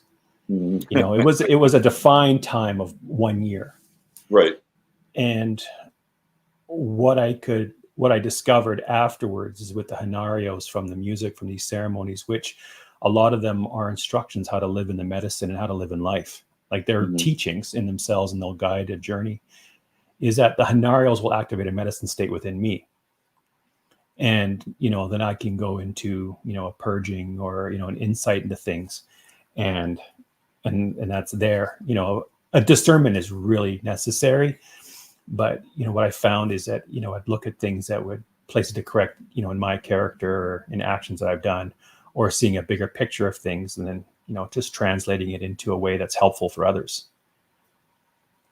So I want you to describe your work, which, by the way, if you're not aware of it, the name of Mark's new work is Field Guide of the Mind at the End of the World, and it's volume 1.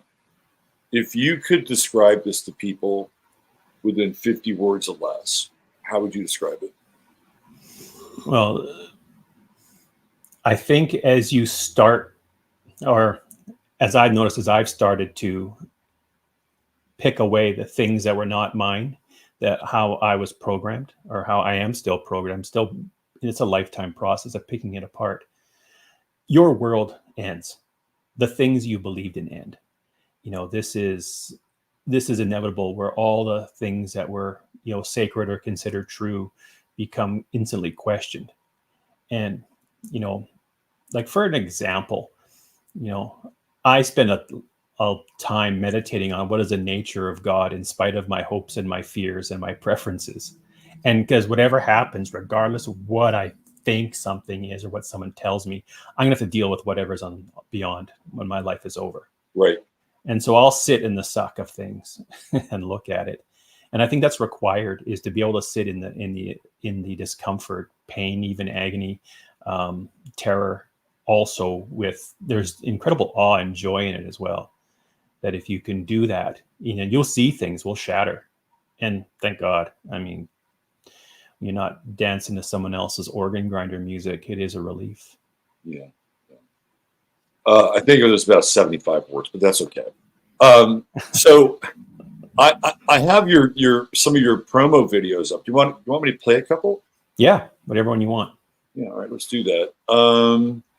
We can play a couple. Let's go with book one, promo video one, and then let's play another one, which I think is probably probably, I hate to use the word black pill, but it might be a black pill for this audience. Let's go. That'll be a promo video 3. All right, so let's do one, and here we go. See this up.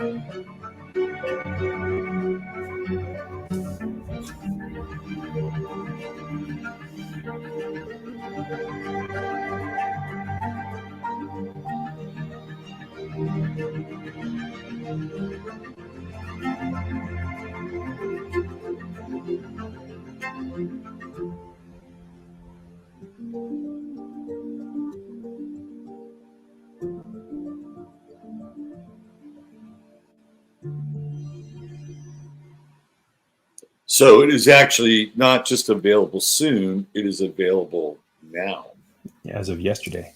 As of yesterday. Of course, the link is in the show notes. And if you're interested in purchasing a copy or a digital copy of this book, it's all there ready to go for you. Mark, I think you probably hooked your equipment up.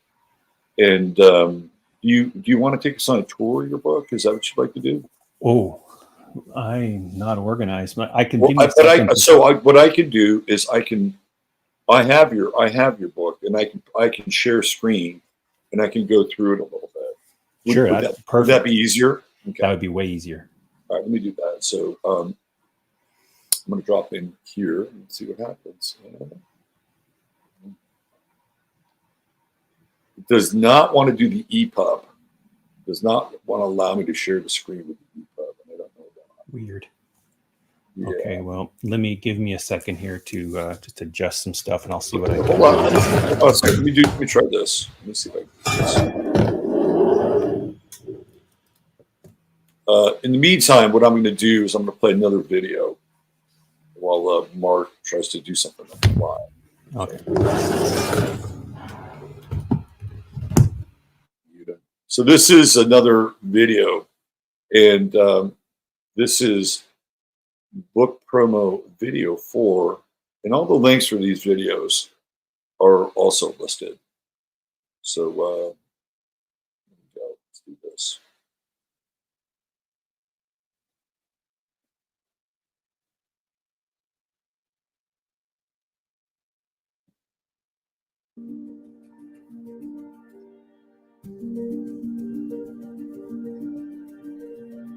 Hold on a second. We'll do a different video. Let's do that.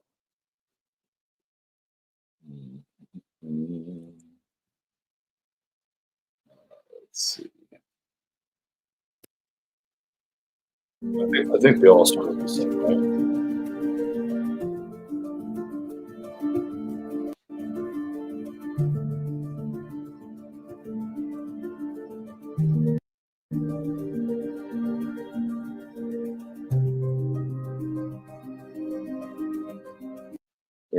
This is what I want to play.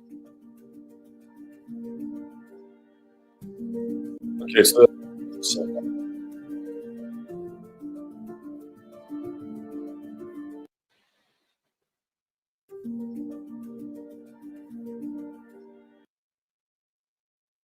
here we go.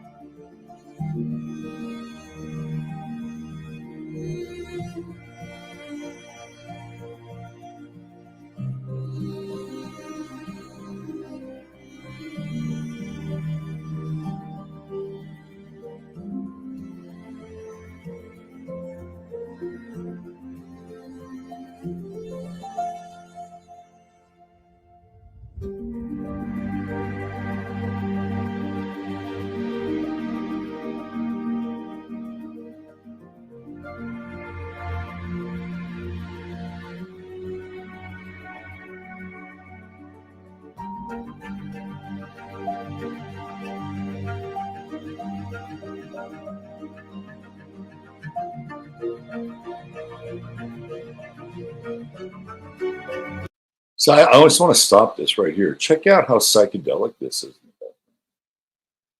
You know, you've got all these, it looks like Toltec demons and things like that. So this is really, really fascinating. And the accompaniment of the music works just so incredibly well because it's got a poignancy to it that really takes you in emotionally. How you doing there? I'm good. Are you? Oh, I mean, I'm ready. I'm ready to go. Yeah, let me just go to my OBS here, and I'm just going to switch sources. Okay. And so, okay, you can see what's going on here. Now I can just go randomly in the book somewhere. It's 184 pages. Yeah, just do a little random assignment there. Do a rando.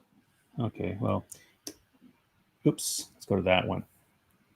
Oh, okay. So regardless of the content, there are no safe screens. What happens to my time, focus, and energy when I watch the screen or I watch screens? What happens to my emotional state? And there is the image from that. And I have just the questions, and people can find their own answer in things when they realize that, you know, how much of their reality is being fed to them and what it takes to you and what it does to your energy field. Can you hear me okay? Yeah, loud and clear. I'm just intently listening. All right. I'll find another one here. Oops. Here we go. My preferences stop the flow of the light of God. When in the past have I noticed frustration and a lack of flow when life wasn't going according to how I wanted it to? And this one is like we have a preference cache folder, and a flow chart of how things should look set in stone. But that does kink the hose, the light of God coming against you like a piss stream against your preference cache folder.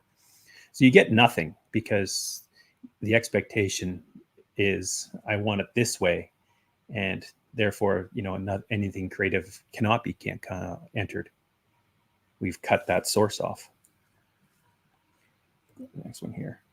And this is a good one too. This is for now. I'm provided with opportunities to trap myself with either or scenarios. Who has given me these limited choices? And why do I even need to choose? And who is responsible for the choices I make? And so what I have here is the mind character getting a choice on a silver platter of stepping in 2 piles of shit. And, where this one came about too is when I draw live at events, and I would get, let's say once in a while I get kids, and a lot of them want to be playing soccer. And so when I draw their cartoon, I says, you get a choice. You can be stepping in dog poop or goose poop. Which one do you want? And most of the kids will, unwillingly, but do it kind of obediently, pick the lesser of the two evils for themselves. Interesting. Yeah. And but usually it's some little tiny female, like little girl, who will, you know, put her hand on her hips and say neither. And I says, good for you. Just because someone gave you two shitty choices doesn't mean you have to choose one. Right. And the other kids go, I didn't want that. And I go, well, next time when someone gives you two choices like this, choose neither. Speak up for yourself and let it be a life lesson. Right. You know? So, I mean, we get that. There's automatic acquiescence to an idea of authority, which has been kind of implanted into us in general. Kind of takes away objective thinking because authority said so. I mean, who needs that bullshit? Hey, can I just interject with a little anecdote on this? Yeah, please. Okay. There's this amazing German movie called Men, and it's by this director named Doris Dory. It's kind of hard to find, but I highly recommend it. And the backstory is that this woman has an affair with this itinerant artist, and her husband is an executive at a marketing and kind of packaging business. And he finds out that his wife is having an affair with this itinerant artist. And so what he does is he winds up living with them. And the guy doesn't know that, you know, he's the husband of the wife. And the artist keeps making fun of him about being a director and a manager. And so he said, I could do that. It's easy. I guess, okay, if it's so easy, let's see how well you do. And he says, do you see that newspaper there? And he says, yeah. He said, make a hat out of it. Said, what? Said, make a hat out of it. And so he, you know, folds it up and he makes a hat. He says, no, put it on your head. He puts it on his head. And then he says, now here's what I want you to do. I want you to get on top of the table, stand there, and start clucking like a chicken. And the guy says, what are you talking about? I'm not going to do that. I'm not. That's good. If you want to be a manager or director, you have to go there, stand on the table, and cluck like a chicken. And he says, okay, I'll show you. He gets up there and he starts clucking like a chicken. And he says, now what? He says, you'll never be a director. A director would never allow somebody to tell them to make a funny hat, put it on their head, stand on the table, and cluck like a chicken. Now, you would say that even the director would be sort of the false opposition of this so-called duality. But it gets along with this idea of the choice. He could have said, hey, look, I don't have to do that, right? But he played along with the game, and that's what happened. Okay, I'm gonna. That's you know, it's funny, and I think, you know, you see so many smart people out there, and you wonder why they choose what they choose. I mean, really brilliant, and there's like this disconnect that happens, and we lose them. Yeah. All right. I'm sorry. I needed to interject, but because that's a really great movie, and it kind of dovetails with what you're talking about. Let's go to another space. Well, we can go. This one has a video attached to it as well. Okay. So I see others through my projected fantasies. And when did I view others as a means to get my needs and desires met? You know, and I have how, you know, a lot of times we're looking at, you know, people, and already there's a movie being played in our heads, you know, what they mean, what, you know, red flag, green flag, you know, what, all of these things like that. And then we're squeezing them into our idealized box of how they're going to exist. Then we go into, after the drugs of romance wear off, the patterns arise. Am I willing to listen to the other with my heart open to myself and the other? Have I been willing to meet their needs? And have they been willing to meet mine? In what ways did I delude myself in regard to relationship with another? Then you have the, you know, the crucible of when the shit hits the fan and it all comes boiling to the surface. Yeah. You know, so we can look and take responsibility for what we do and who we are. You know, and I think that's the, you know, it's an inside job. Yeah.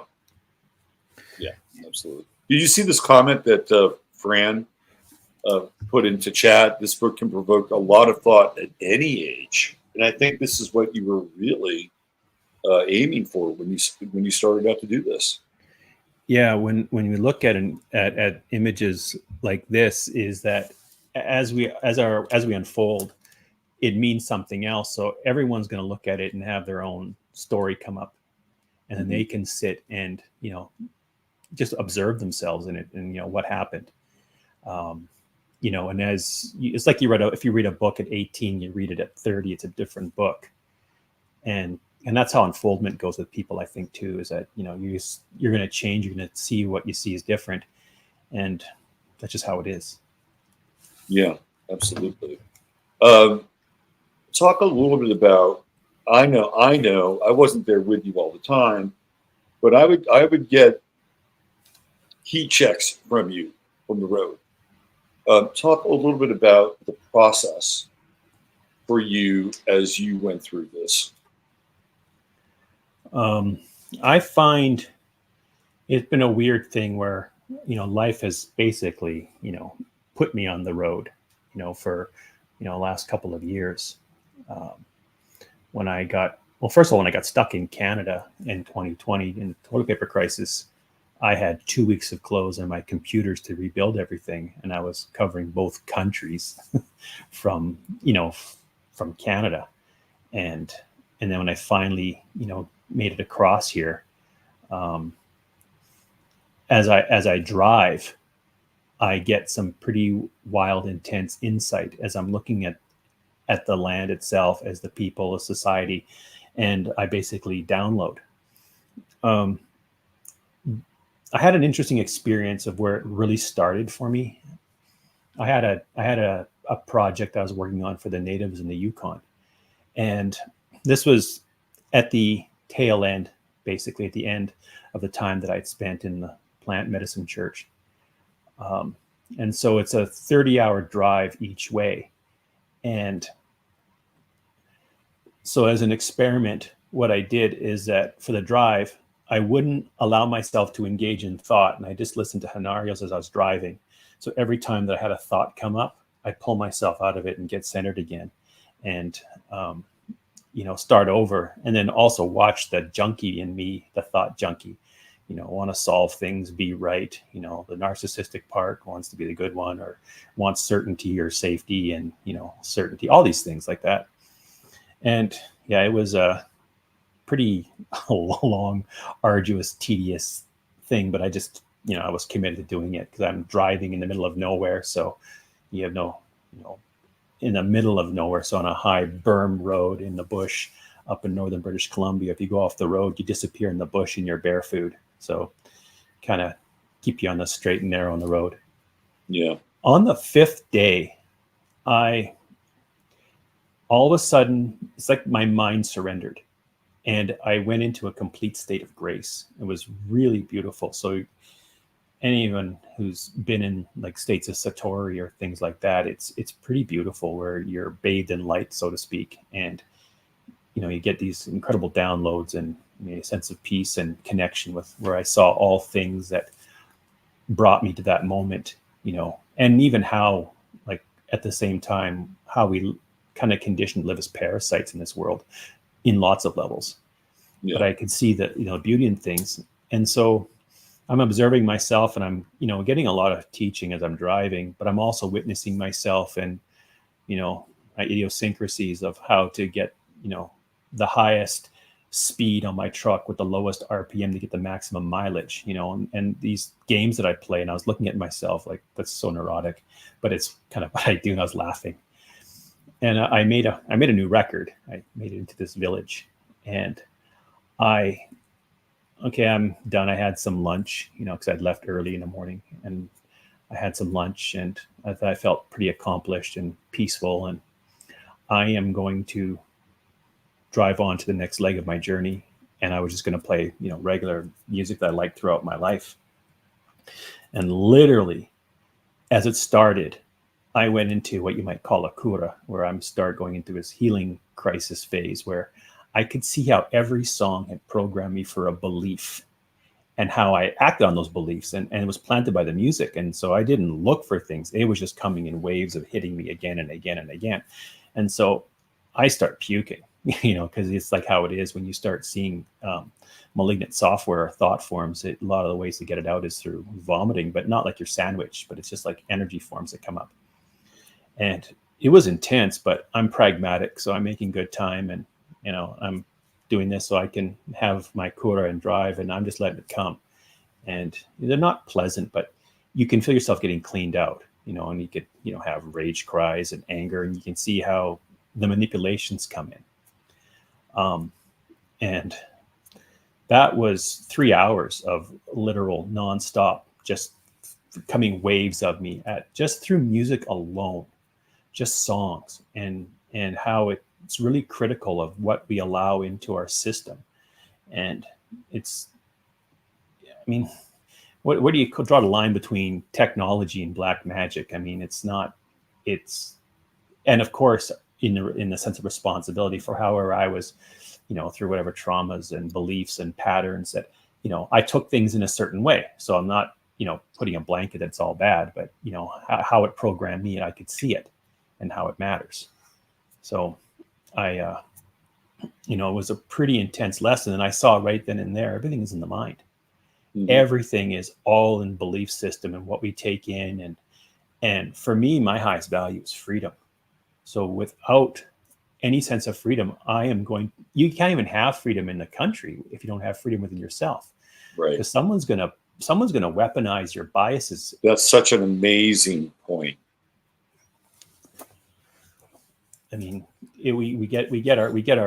get our hopes and fears weaponized against us. So we'll take on. That's what you see in these two parties, is that they'll both have something that appeals to a part, but everyone then holds their nose and looks away for the parts where there's the absolute wickedness.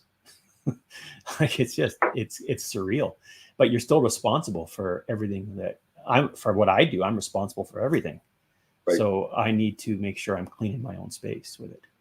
Yeah. We falter, and then you have to get up and start again. You clean yourself off and you go, oops, I effed up again. Let's start over again. So I've hit the Arctic ice wall, and I need to come back. Don't go away. Stay there. Maybe you can entertain the people for just a moment while I refresh my connection with this realm. I'll be right back. Sure, I can show a couple more book pages here. Let's go ahead and do that. All right. So this one comes in this world as I'm going around. I realize I can never truly know another, but I am responsible for who I am. And why is discernment so important? And why is it easy to gain value from every interaction? And why is it not okay to be in full agreement? And I have it like, I'm walking a tightrope. We walk a tightrope of all these different characters. You're not going to know who's a saint, who's a devil, who's, full of shit. Who's, working out their own stuff. But you can obtain value from almost everybody. And just because someone even may be, not all that saintly, it doesn't mean they're wrong, or it doesn't mean they're lying. But you don't have to swallow everything in one go. Some of our, I think one of the biggest teachers that I ever had,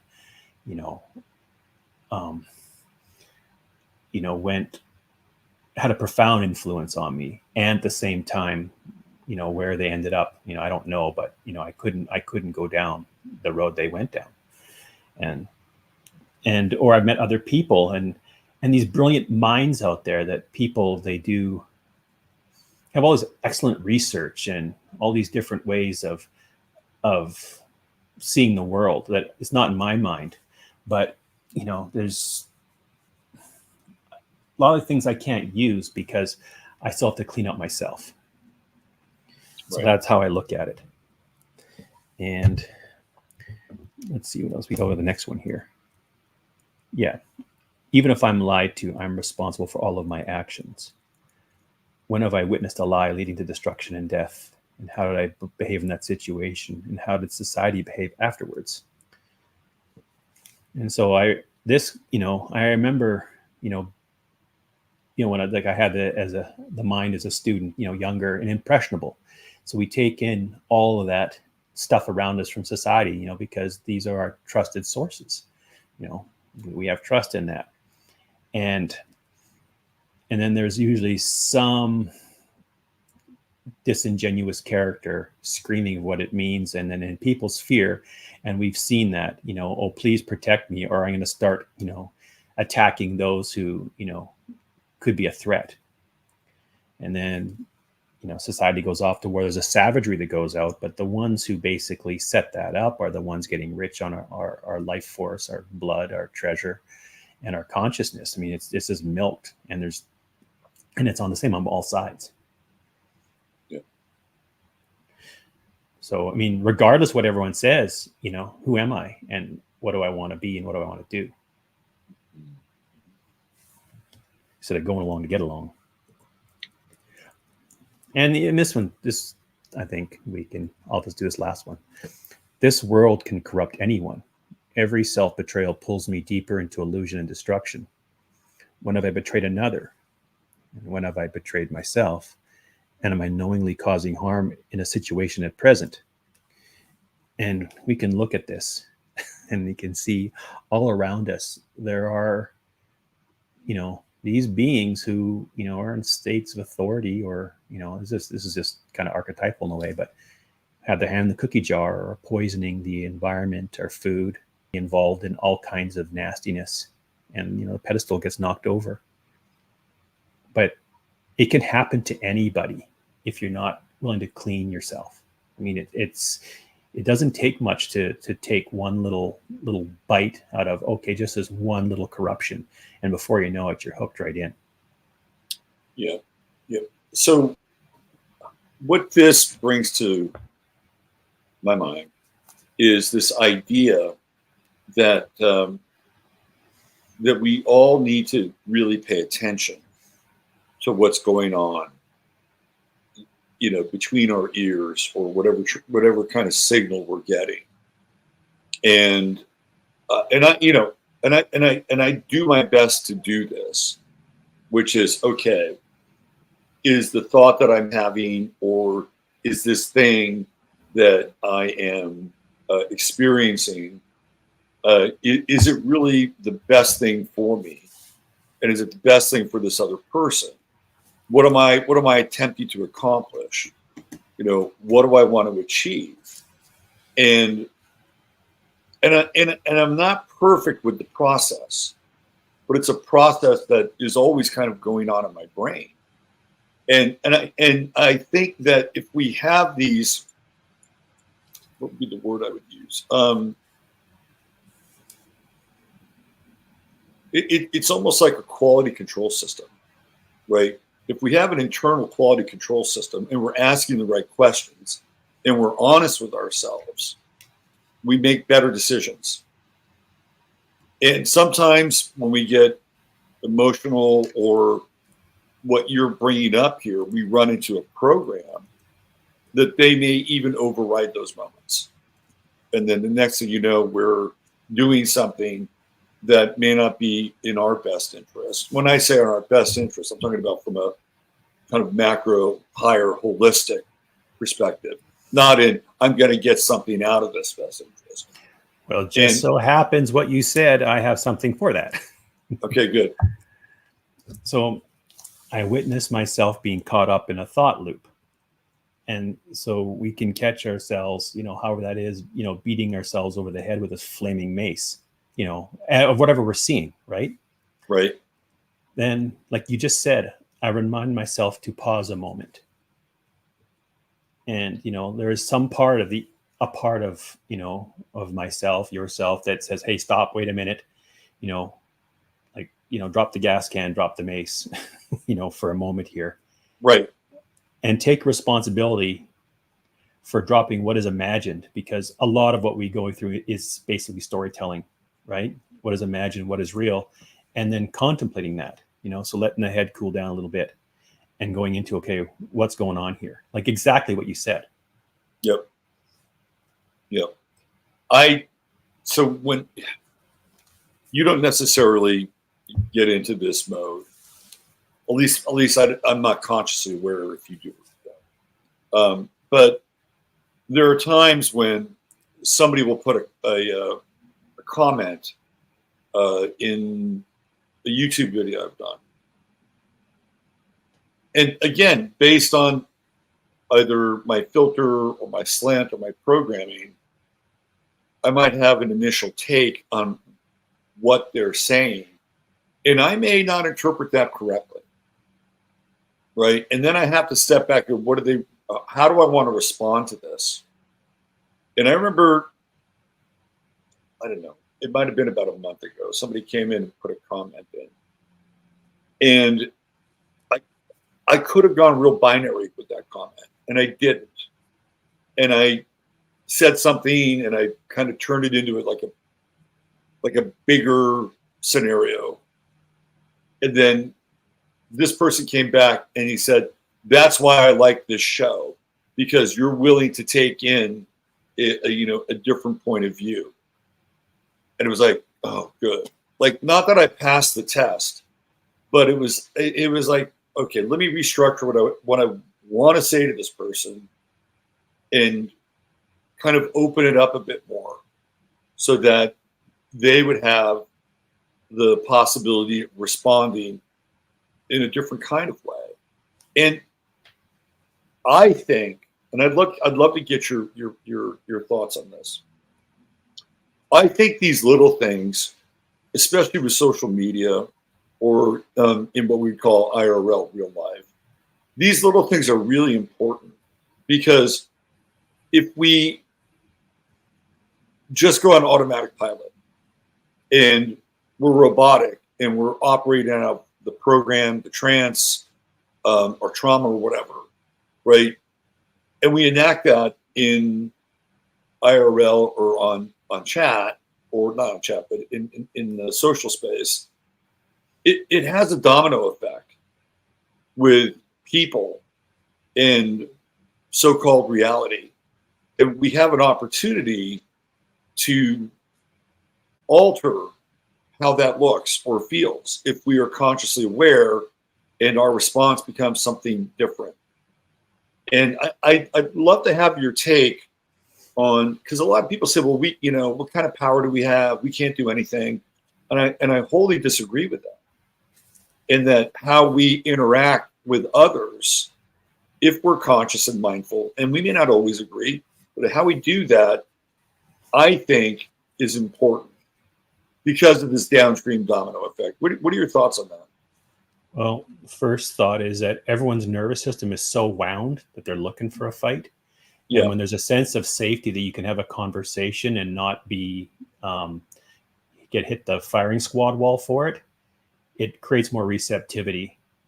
And I would kind of leave this to people who are willing to be grown-ups and have conversations, because there is a lot of crap out there that is just meant to be divisive and shouldn't even be taken in. You can see the psychological warfare is so high, and I think a lot of these comments aren't real. They're just there to stir the pot. And you don't have a conversation with everybody. Right. They're just not meant to. It's a waste of, our life force is precious, and our time and our energy. Why would you waste it on someone who has no interest in resolution? Yeah. Or a connection? Like, you got, we're gonna, I think, have discernment over who we have the conversation with, because not everyone's gonna, want to sing Kumbaya. Although that ends when the song is over. But I mean, if everyone goes back to their bullshit, but I think that's really a big point of that. We choose who we are. What do you want to see in the world? Regardless of where it looks like it's going. I mean, we choose. Do I want to try to leave this better, regardless of the outcome or whatever? I mean, I think intrinsically each person will answer that question. Am I going to turtle, or am I going to at least rise and do something? And that's on them completely. So Susie she was reading my mind just before she texted this comment, and maybe bots too. And I think this is really an interesting premise. There are obviously artificial bots. And then there are people who are unwittingly acting as bots. Yeah, it's a big echo chamber. Everyone wants to hear what agrees with them. And I think there are some people are just genuinely deranged. I mean, they are really mentally ill, and I don't know if you really can reach them. There is a lot of bots out there. There are a lot of bots. Yeah. So, I mean, once again, this is all in a little piece of technology in your hand.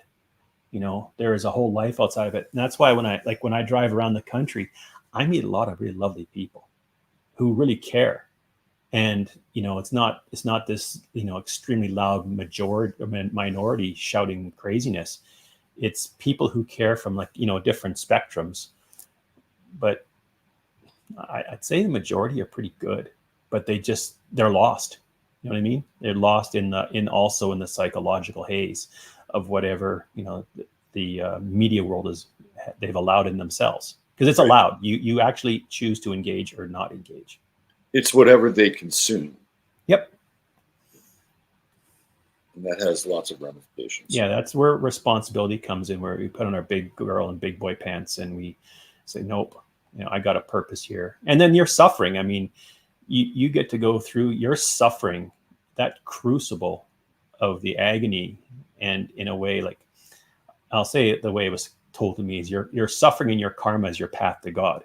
And then that suffering will bring out your purpose, because a lot of the shit will get burnt off of what's not important. Yeah.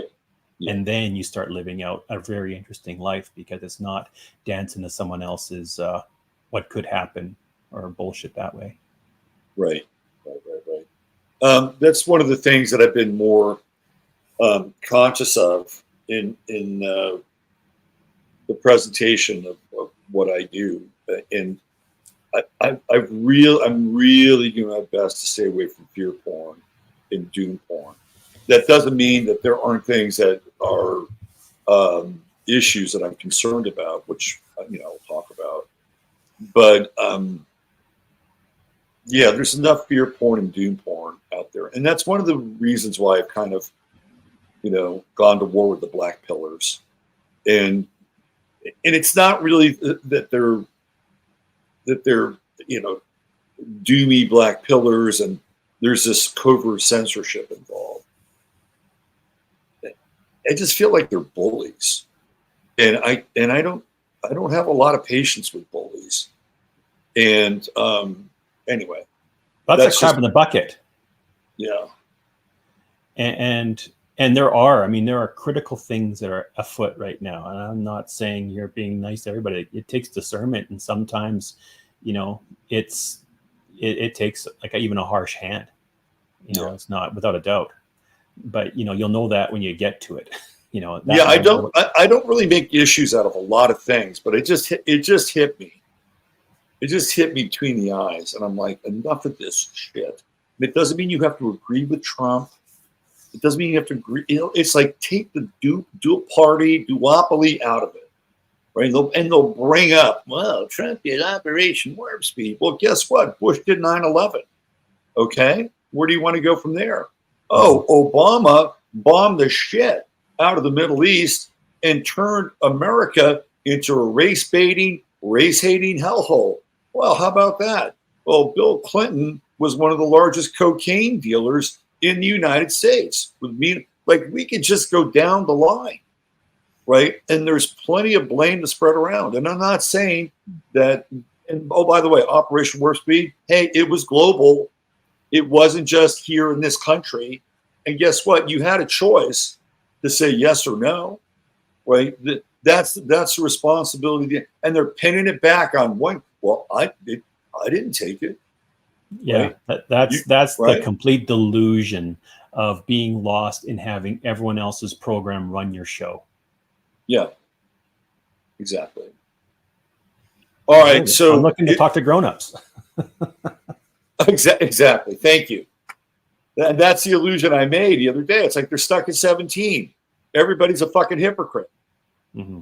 Right. At a certain point, that's not a very interesting conversation. Well, it's addictive, right? So so there is that the outrage is an addiction, and Yes. that has to be fed. So those highs and lows, they're pretty intense, and you got to fill that again with some kind of rage-a-hol. Right. That's really well put. Junkies. All right. Let's talk about the physical book. Plans for it, timeline. Well, I just got the link I generated this morning. I just got approval on it yesterday for sale, so it's on Ingram Spark. Okay.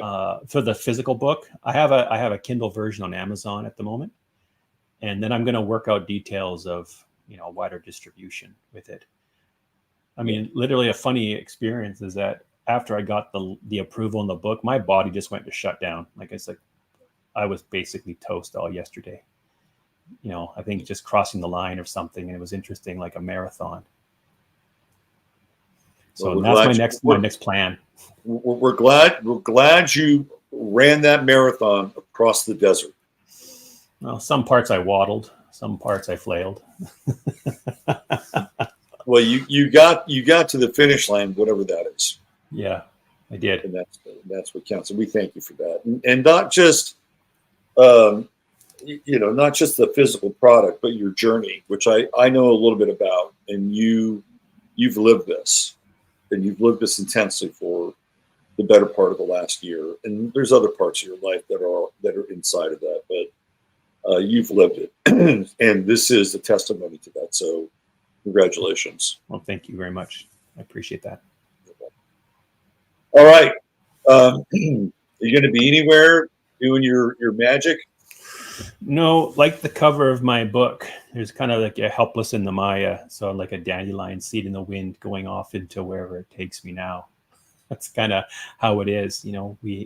There's a certain helplessness of what goes on around us in the illusion, but we choose who we are. So at this moment, I'm in Vegas for now, and then after that, I don't know. Okay, so you can help Mark out by actually purchasing a copy of the latest creation from Mr. Mark S. The link is in the show notes, and we need to support our people and support their work.